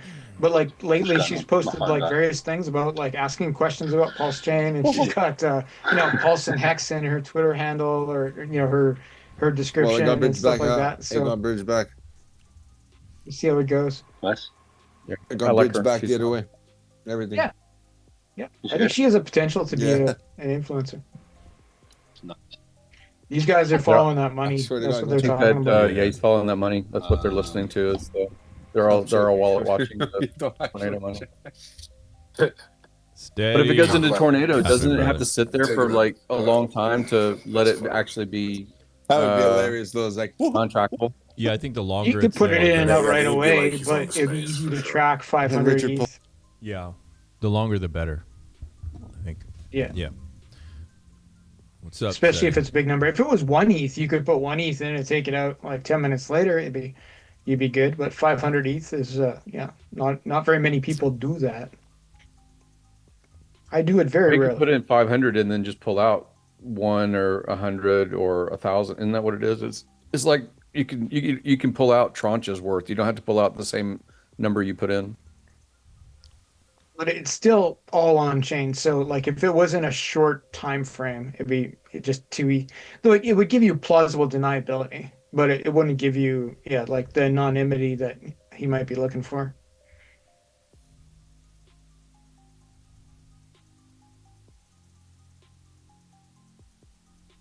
Do you agree with Axis's chart? Remember, Richard is not on Twitter. He doesn't read Twitter, so keep that in mind. That's true.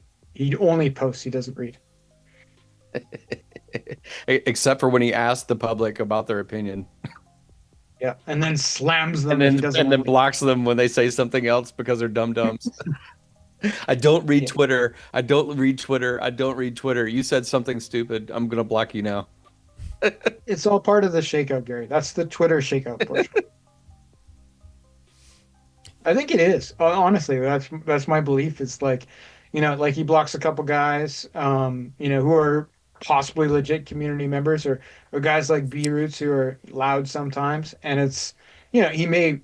I think he's gonna unblock B Roots one day, and I'm sure it'll be announced. But like I think that's part of the shakeout, right? Is a social shakeout. Yeah, for sure. 100%. Birthday's coming up, man. Birthday's coming up here soon in a minute. Yep. So maybe good things are coming. There'll probably be an amnesty period announced at some point where he's like, I unblocked everyone. I'll block you again in a second. But, you get another chance. I bet you that happens. Yo, we have, 9,000 people watching and only 17 likes on this video. So, yeah, let's get the math up here. Shouldn't talk as much. If I wasn't on the stream, I think you'd have at least 18. Yeah, let's get some likes on here. Obviously, subscribe to the channel. Saint Wolf Vision on Telegram as well, and Saint Wolf 369 on Instagram. Oh, that's weird. What's that? Yeah, smash that like button. What's going on? Oh shit, I lost the mouse. Damn it.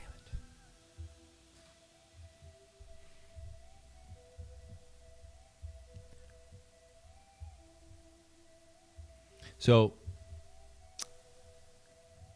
I think we'll probably get a pullback here into this week a little bit, but I hope that's it. I hope that's the last pullback, and we are ready to really break out, because we're really waiting for ETH to break that all-time high and close above it, which I think is, 4,800?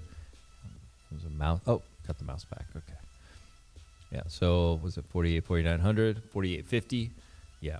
We just want to close above that. But it's never crossed the all-time high. It's never gone past 49.50 or whatever. It did, but I don't know if it didn't close above it, right? Like we got up to above it, came back down, and then hit it again in August at 49.50, and then came back down, right? So we need to get up and close above it.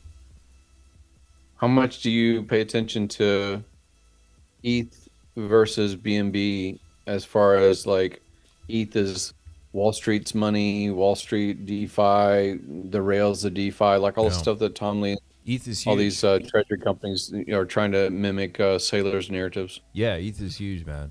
Paying attention to ETH big time. Well, plus I'm kind of biased because I'm in a chain. I'm heavy long in a chain that is connected to ETH, and the guy who started it has a big position in Ethereum. So yeah, I think it matters a lot. But just in general, it matters a lot. And the strategic reserve is real. The talks of stable coins on ETH is real. Staking has just been approved. Was it by government or whatever they're saying, where you can stake or something like that? All that's left is for them to take capital gains off crypto, and things will go nuts. I'm sure that's going to come at some point, all these politicians, all these people, they all want to make money too, right? So they're happy to have a bull run. They're all itching to have one too.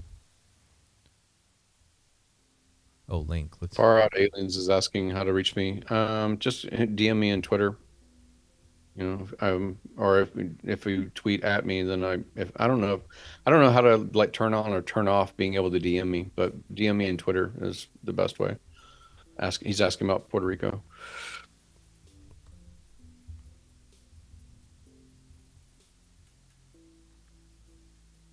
Wow, Chainlink looking good.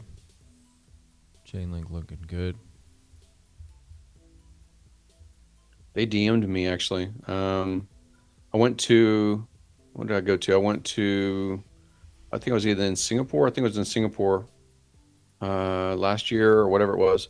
and Sergi was doing an interview on video camera, and I talked to the lady that was like his handler from Chainlink. Really?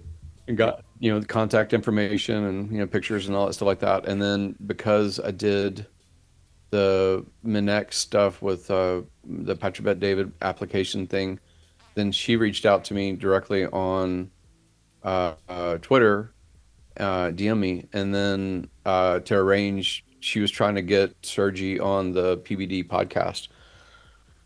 So I thought that was, and then that was right before you started to see Sergi on like a lot of different, like in this past couple month or so, she had said something like, you know, they're ready to start doing their PR campaigns. Okay. But yeah, I think Chainlink's going to be a pretty big mover, you know, when rotation happens, especially. But I saw that Binance made a post about integrating data using Chainlink today, and that was when like Binance pumped 7 or 8% today. And then also saw that Chainlink pumped, you know, basically in relationship to Binance and their tweet, their public tweet. But yeah, they're starting to make the circuit a lot. And then Sergi was at the White House with the whole DeFi stuff with when Taylor and Garlinghouse were there. Yeah. What was that Minek app, Gary? I remember seeing you on there. I think I probably they had a contest at one point in time, and I think you were top 10. Yeah, I won. I actually won the contest. Hey, okay. But it was it's still very useful. I think it's useful for if you're actually going to be like a networker across any industry. KG was high position also, and he got a lot of traction, I think, with different vendors and products, and you know, he's a crypto guy more than I was. As far as on Minek, I just said I was a networker, and so I still got people DMing me, you know, regularly on Minek asking, you know, like network kinds of questions, you know, not related to crypto. Well, yeah, KG's still on there, I think, and yeah, it was you, KG, and Brandon. And it was like a thing where people could pay whatever their charge was, $5, $10, $50 in order to get a question answered by, you know, a quote unquote expert, right? And yeah, it's got us some exposure, I think, because of you three guys.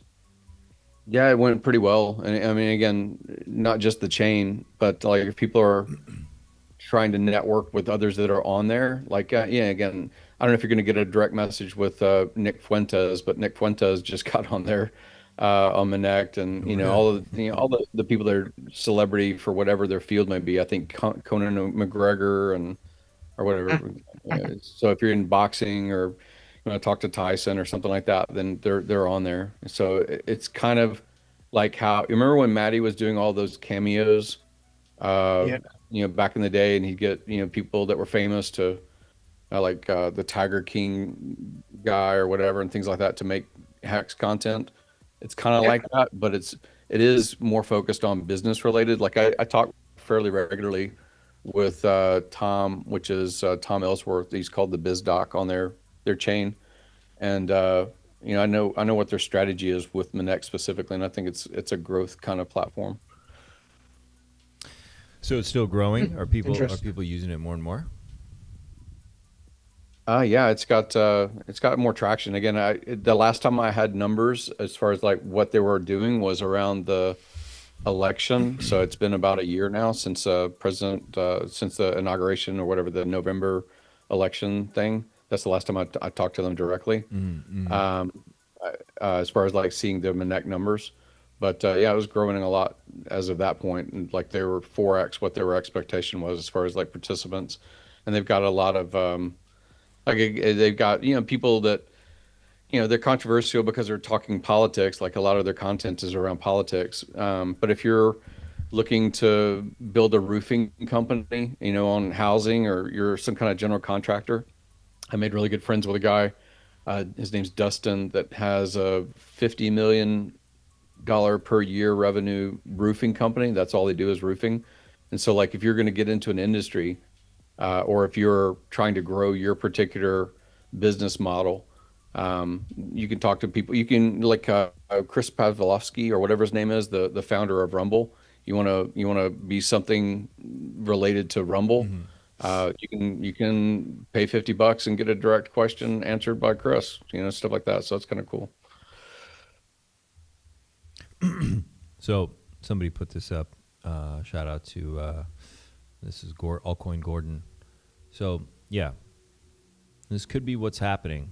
Okay, in October, November, December, as I was saying before, into the new year, possibly right into the front of January, which is exactly what my buddies at hedge fund are kind of.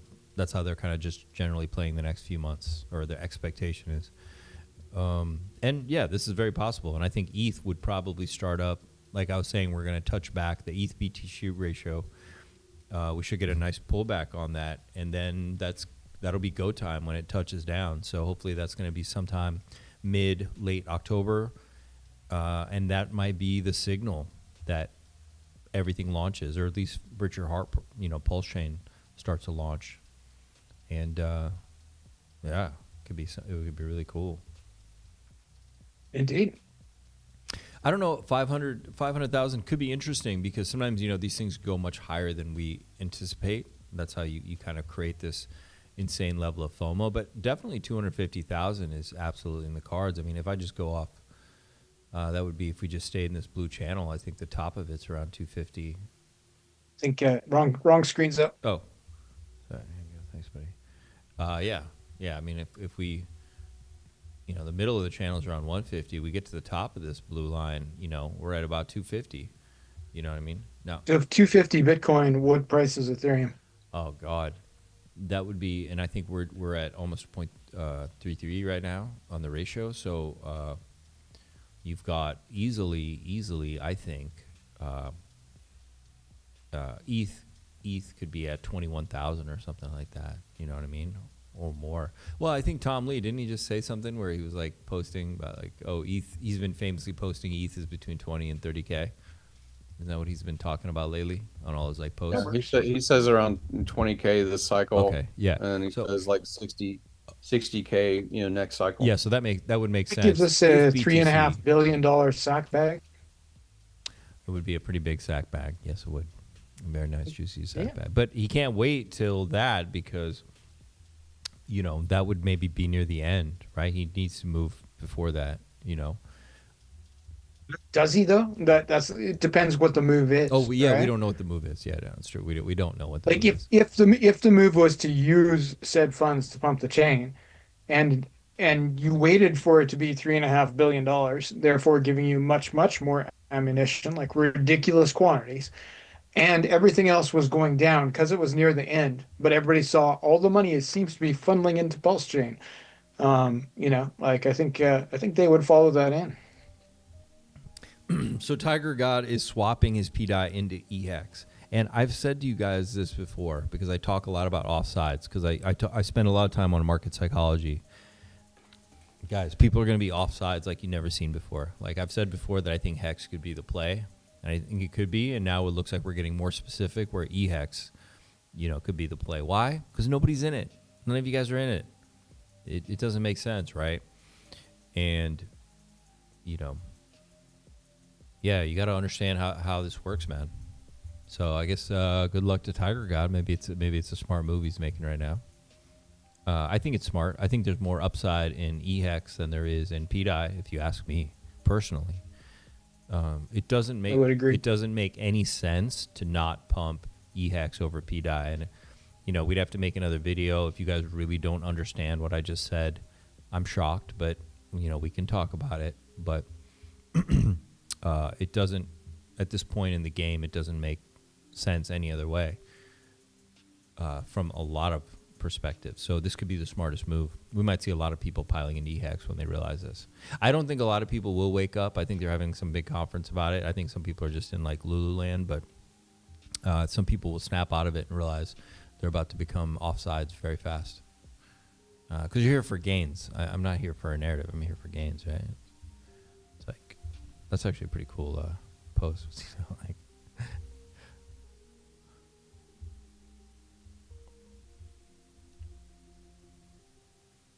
what's this?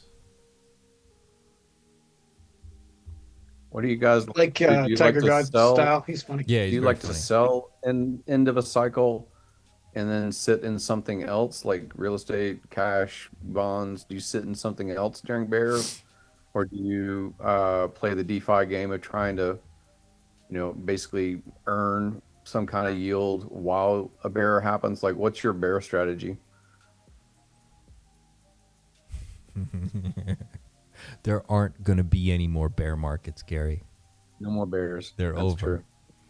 They're extinct. Super cycle time. You don't have a bear strategy. You have a continual accumulation strategy like Jack Mahler's.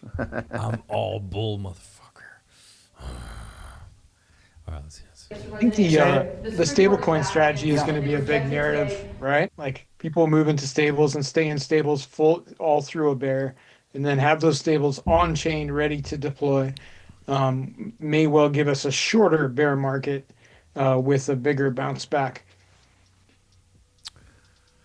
Yeah, I do suspect that the next bull might come sooner. I've said this before, 2027. I also think there could be a bit of a super cycle feeling in the sense that maybe we kind of have a pullback, but it's not like a full bear market, but we have like a small recession, but then we like continue up and the next bull run starts and ends sooner.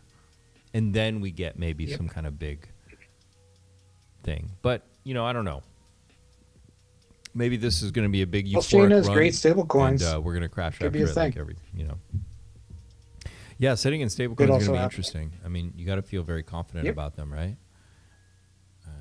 Totally. But you can have a diversified stablecoin portfolio just like you have a diversified crypto portfolio. Yeah. But if there's ways you can earn on your stablecoins, the PulseChain is looking to be pretty good for that. So even if you can make 10% during a bear market on stablecoins, and then that's your DCA money until you decide it's time to deploy the real money, I think we have enough big players and smart players on PulseChain that will move most of whatever their volatile assets are into stables at some point, but will come back rather quickly when they believe it's time.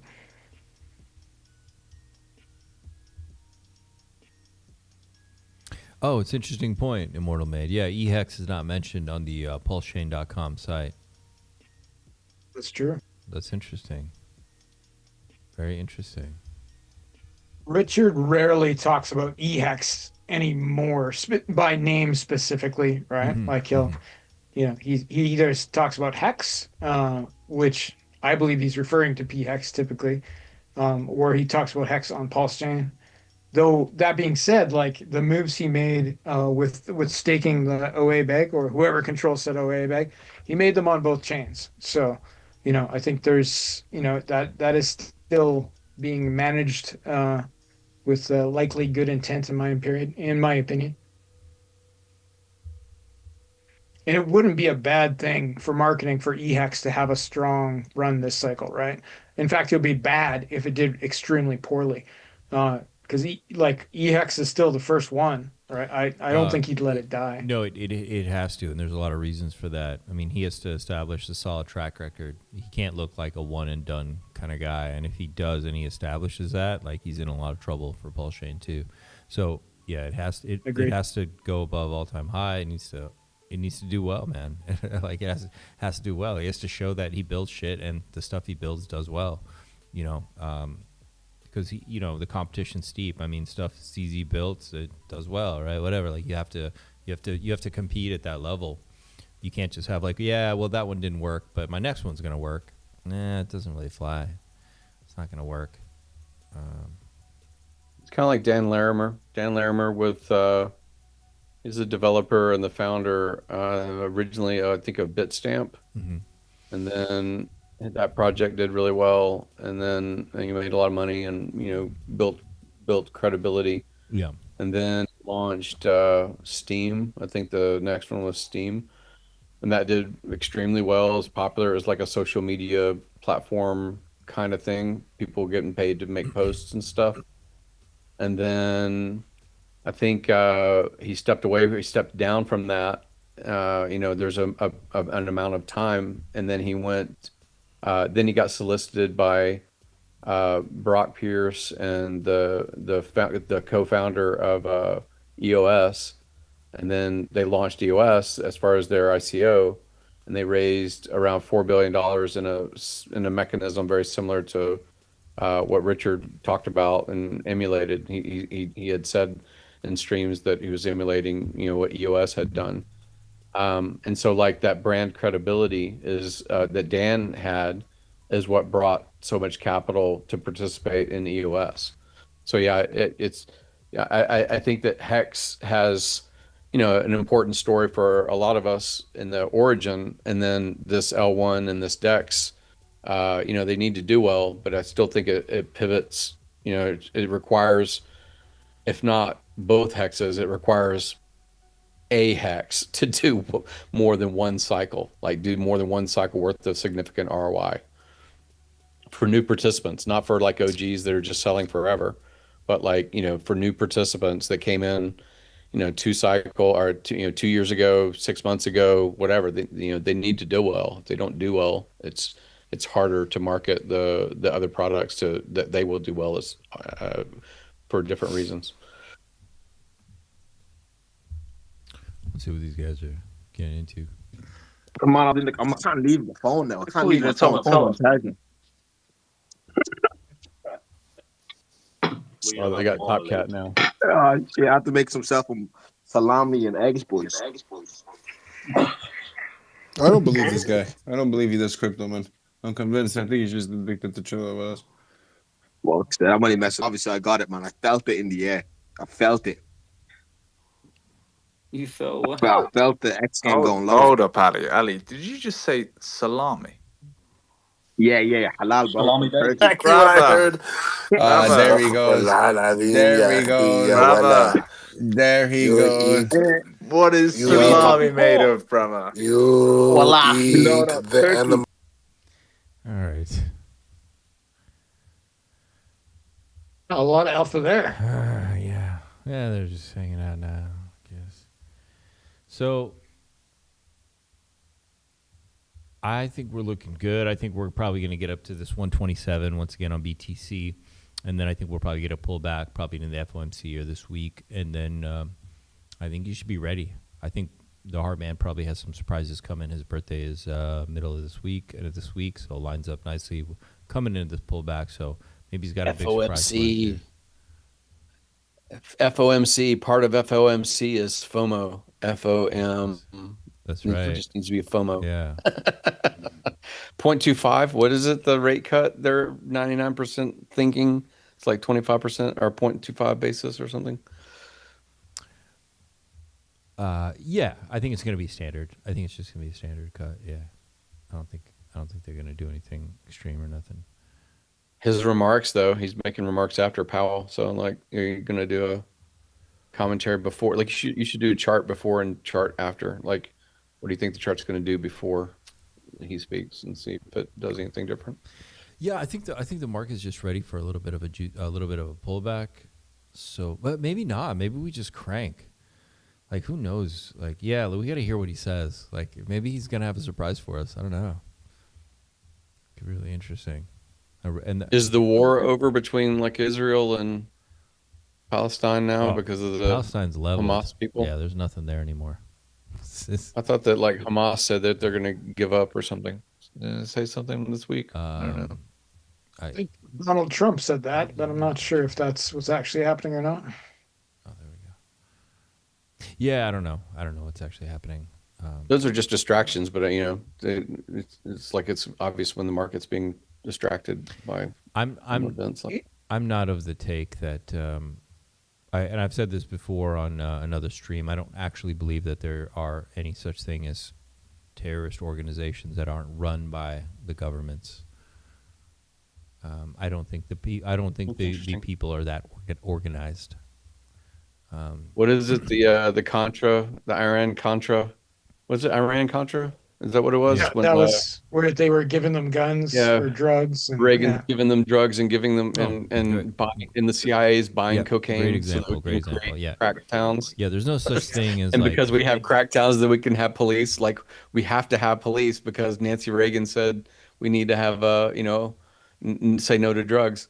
Like, how are you going to have a fix if you don't have a problem? You have to have a problem first. Exactly. So yeah, I don't believe there's just like these rogue groups. When you see the world, it's just fucking crazy, man. It's really hard to be that organized. Any terrorist group that matters is probably funded by a government, right? That's what I'm Like getting. That's what there's I'm lots getting of crazy guys that want to blow themselves up, funded, but planned, if they set manage up, to pull it off, controlled, everything established by a government, 100%. That 99.9%. I'm certain of this. Let's see. who decides Whoa. if it's a terrorist group? I think is the interesting question. What happened to Solid X? Yeah, there was some selling. What happened, dude? Yeah, that's interesting. Didn't they launch a game though? I think he launched a game. Maybe people are moving into his game thing. Well, you launched another token, X Game, right? And there's been some back and forth trading between X Game and Solid X. But the actual X Game hasn't launched yet, right? Like it was just a pump tires token. And yeah, what's going to happen next? I think is going to depend on the actual game launching and the effectiveness and the hype around that. Was he using? Didn't he, again, I didn't keep track, but was he basically a huge ink generator? Like he was earning a lot of Yes. ink, and then he was selling his earnings of ink into his own token. Isn't that how that chart was created? Was because buy pressure was basically the founder converting ink profit into Solid X profit. Is that how that works? He definitely did some of that, though I think it was more speculation that he could or would do that. Was sort of the case because he was like a big tracked farmer, right? Like you could see like huge farming accounts on PulseX. But like he also paired, like if you look at the Solid X liquidity, there's a very large portion of it paired against ink.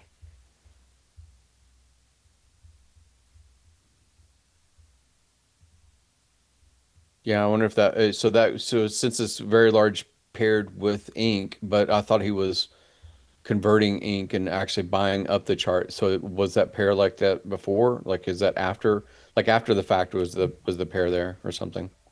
I don't Yeah, know. good question. I can't say for sure, but like I do know, and it's, his wallet is public that he's not, doing so much ink farming anymore, right? Because That obviously the there's much less incentive to do so. It's difficult to get yield on ink now. You have to buy ink. He's still a big ink holder, and Yeah. he's one of the bigger wallets that's, you can see in the list on Ink Printer, like he's borrowing against his ink, and I think he's using those funds for building probably, right?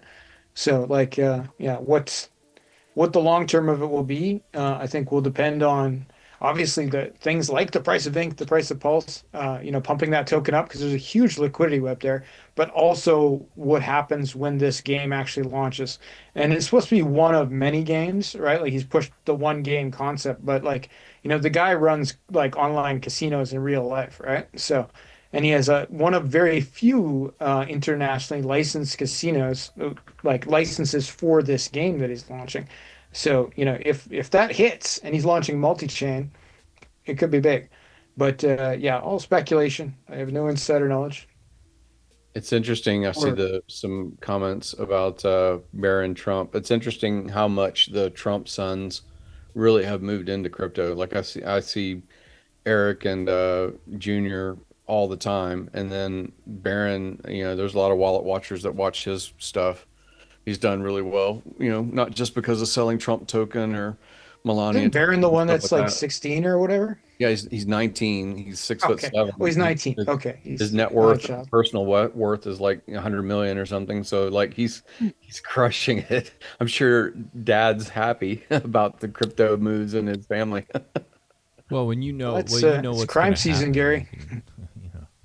you can position yourself if you know what's Yeah, you can position because you know what's going to happen. what's gonna Even happen.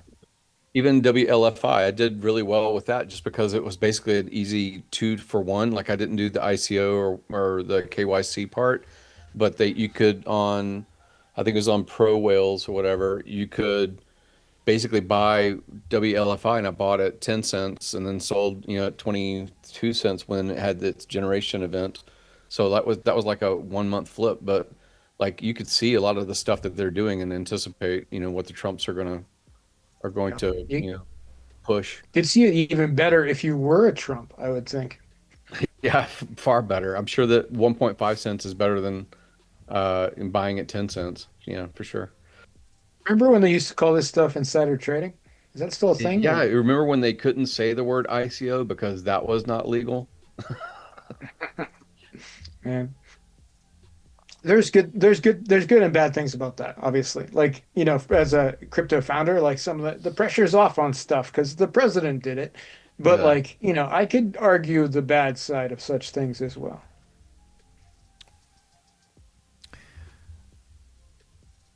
All right, guys. How are we doing out there? Everybody So you smash looked the at the like top button. 10. You guys are amazing. Is chat. Dogecoin the indicator? Like it was last cycle. Doge has to move for. It's the first mover narrative around. Doge. Are you paying attention to Doge now? Yeah, Doge is just moving up. Looks good. Looks bullish. Everything. Doge and Stellar, whatever. Those two have moved like high percentages in this past year for sure. Big 10, 2024. Yeah, this week's going to be interesting. And he'll be 19 attending anyway. Barron Trump will be a billionaire. He's already a billionaire, man. You guys are hilarious. But he's an interesting kid. Yeah, chat, you guys are awesome. Smash the like button. Subscribe to the channel. If you like money, you should subscribe to the channel. Same Wolf Vision on X. And yeah, a lot of updates. I do updates in the Telegram group, so come there if you guys want constant updates. But I don't know. Do you guys have anything else? We're kind of playing this wait. Top covered all the good stuff. Top 3 bag holding coins that you want to have in 2027. Like you're going to hold through 2027. What's 3 coins you'll hold in 2027? Will it be USDC, USDT? Like what are you holding in 2027? I would say that you could probably hold some stables, probably Hex and PulseX. Good choices. Yeah. Nice. Yeah. Buy and burn will be really kicking in by then, I suspect. Yeah. Hold PulseX, hold Hex, and some stables. You should do good. You should do well. Always have some stables. Yeah. Don't have 0 stables. That's right. Gary, it was great seeing you, man. Haven't seen you a bit. Fast. Good seeing you too. You too, man. You guys have anything else you want to wrap up with? Best streams. See the stuff before advice. If you make money or if you don't make money. I've seen most of the world when I was poor and backpack and military guy. See the world, man. Like we live inside of a bubble so much. One, we're on the internet all the time, so our reality is shaped by what other people, are also in bubbles. But get out there. Like just this past month, I've seen probably 15 cities that I didn't even know existed because I was driving from one point to another point and stopped along the way. And there's just see the world before it homogenizes. Everything is kind of becoming franchised and corporatized and very similar to each other. But I'm so impressed with 1,000-year-old hotels and stuff like that. You see stuff. I also went to Grinwald. Have you been to Grinwald or Interlaken in Switzerland? It's in the Alps. It's fucking amazing. But yeah, see stuff that you can see, just by passing through and get outside this only crypto world, only online. Yep. And you don't have to be rich to see the world. Like you, Gary, I did most of my traveling when I was younger and poorer, right? Go spend a month in India. It's not expensive once you get there, I assure you. There's ways to do these things, especially when you're young, where you can get by for, $50 a day in a lot of places. Yeah, there's some cheap places. I want to go to Asia, and like I said, I'm going to go somewhere in November or December. I haven't decided where yet. Maybe Egypt, maybe Asia. I don't know. I don't want to be on a plane too long though. Vietnam is really a growing place if you're going to speculate on real estate. There's a lot of growth there. Even though it's a socialist country, they're having a kind of a growth boom. And it's stupid cheap, like really really cheap? cheap. Yeah. That doesn't won't even make sense to you if you're Western. Oh wow. Okay. Yeah, the only expense is really the ticket, like the plane ticket if you're coming from far away. But other than that, like Oh, the plane. Yeah, the plane ride's like gonna kill me. Yeah. an Uber being $2, dinner being $4, at a reasonable place. Yeah. Vietnam's incredible. Awesome. Yeah, let me know where I should go. Come to the You Telegram. save money on your day-to-days. But the plane ride though, right? Probably eats it up. That's the trick. Yeah. Yeah. Well, you can break it up. Like whenever if I do something, if I don't have somewhere I have to be, Yeah.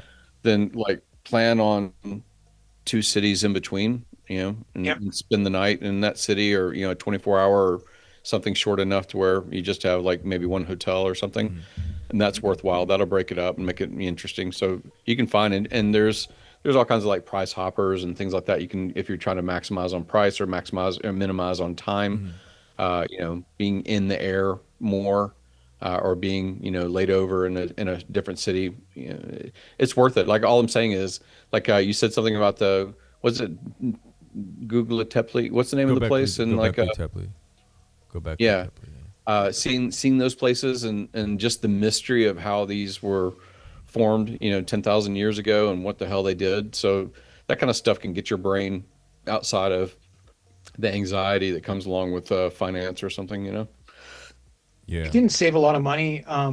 Like if you do hop like that, like from one city to another, and then you can use regional airlines because you're in Europe, Wolf, right? Yeah. So like to get a flight, like, oh, I want to go to Vietnam, like, you're looking at major carriers, but like if you find a deal on a flight to Thailand, if you book a separate flight from Thailand to Vietnam, like it's going to be like $50, right? So just like, for me to get to Europe is expensive, but once I'm in Europe, I can, take, EasyJet or whatever for $50 and hop from city to city. cheap.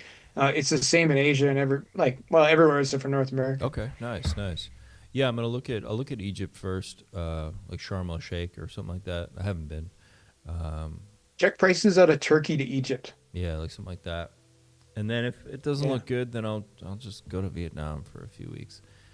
But there we go. Yeah, that sounds like it'll be good. I like pho. I don't mind pho. It's pretty decent stuff. Where in India do you go? Somebody said they go to India for like 6 weeks. What do you? Oh yeah, no, I've spent probably a year of my life in India off and on. Really? I mostly went to the north of India, like Delhi and Jaipur and that kind of place, deserty type regions, or up into the mountains on occasion. But like I've spent time in like Mumbai and on the ocean too. Okay. I've never went to the real touristy places though, where it's just tourists, right? But there's supposed to be some nice places down south that are like very tourist focused, but still would be economical. Like Goa, that's the one. Yeah, I've never been to Goa, which is southern India, very very tourist oriented. Portuguese background. Okay. Right. That like they were settled by the Portuguese versus the British, so they're way more mellow. Right. I went to Mumbai once with a friend for a little bit. It was okay. It was okay. I tell people you got to go for at least 3 weeks because you're gonna hate the first week, right? Because it's so much of a shock. You've been before, you'll be okay, but the second week you kind of get your mind around. By the third week, you're like, you can flow. You don't, you understand like, they don't have crosswalks. You just gotta. I didn't like it, man. I couldn't do it, and the food. I had pretty trouble heavy. finding food, man. Like I cannot eat the food. That was like my biggest thing. If you're not into the spices, it's hard. Yeah, like here's so the thing. It's like, better. If I go to Vietnam, I could be like, cool. I always go to the pho spots. I love pho and the herbs and everything. Yeah. But in India, I couldn't find any single place to eat that. Yeah, you just said earlier in the stream you can't take spices. I don't know what you're talking about food in India. I don't do spices at all whatsoever. They're all about the spices. Yeah, everything. But we don't even understand hot compared to them. So yeah, if you're not into that, that'd be hard. Yeah. People were really nice. They put spices in like their soft drinks and stuff, right? Like yeah, exactly. Yeah, I don't like any Like, I don't want spices in I my think you'd Coke, have to but pack you your get own spices in meal. your Coke. I think you'd have to pack your own meals if you went to India, dude. Like, Yeah. you're not gonna have meals in India without some kind of spicing. Yeah, it was. It's trickier, yeah. It's funny. They have I was grocery paying stores, attention. though, you know? I was paying attention when Fast Abdul was speaking about the first week. Your body language changed. So you said the first week is kind of adapting, and then suddenly you started doing the head jiggle, the India head jiggle. I was like, and then the second week I'm totally adapted. I was like, did he do that subconsciously or on purpose? Probably subconscious. I was thinking about being in India. I wasn't trying to telegraph that on purpose. 29 Palms is Cultural awesome, Hans. I've stayed there many times. I'm from Southern California, so yeah, I miss the desert, man. I love the desert a lot. I miss that area. 29 Palms and Joshua Tree and all that stuff. Awesome, good times. I spent when I was in the Marine Corps, I spent a month at 29 Palms on a CAX, which is like a communications operation. Mm-hmm. So you're up on the mountaintops, whatever, and not talking to people other than through the radio. Very interesting. 29 Palms. Yeah.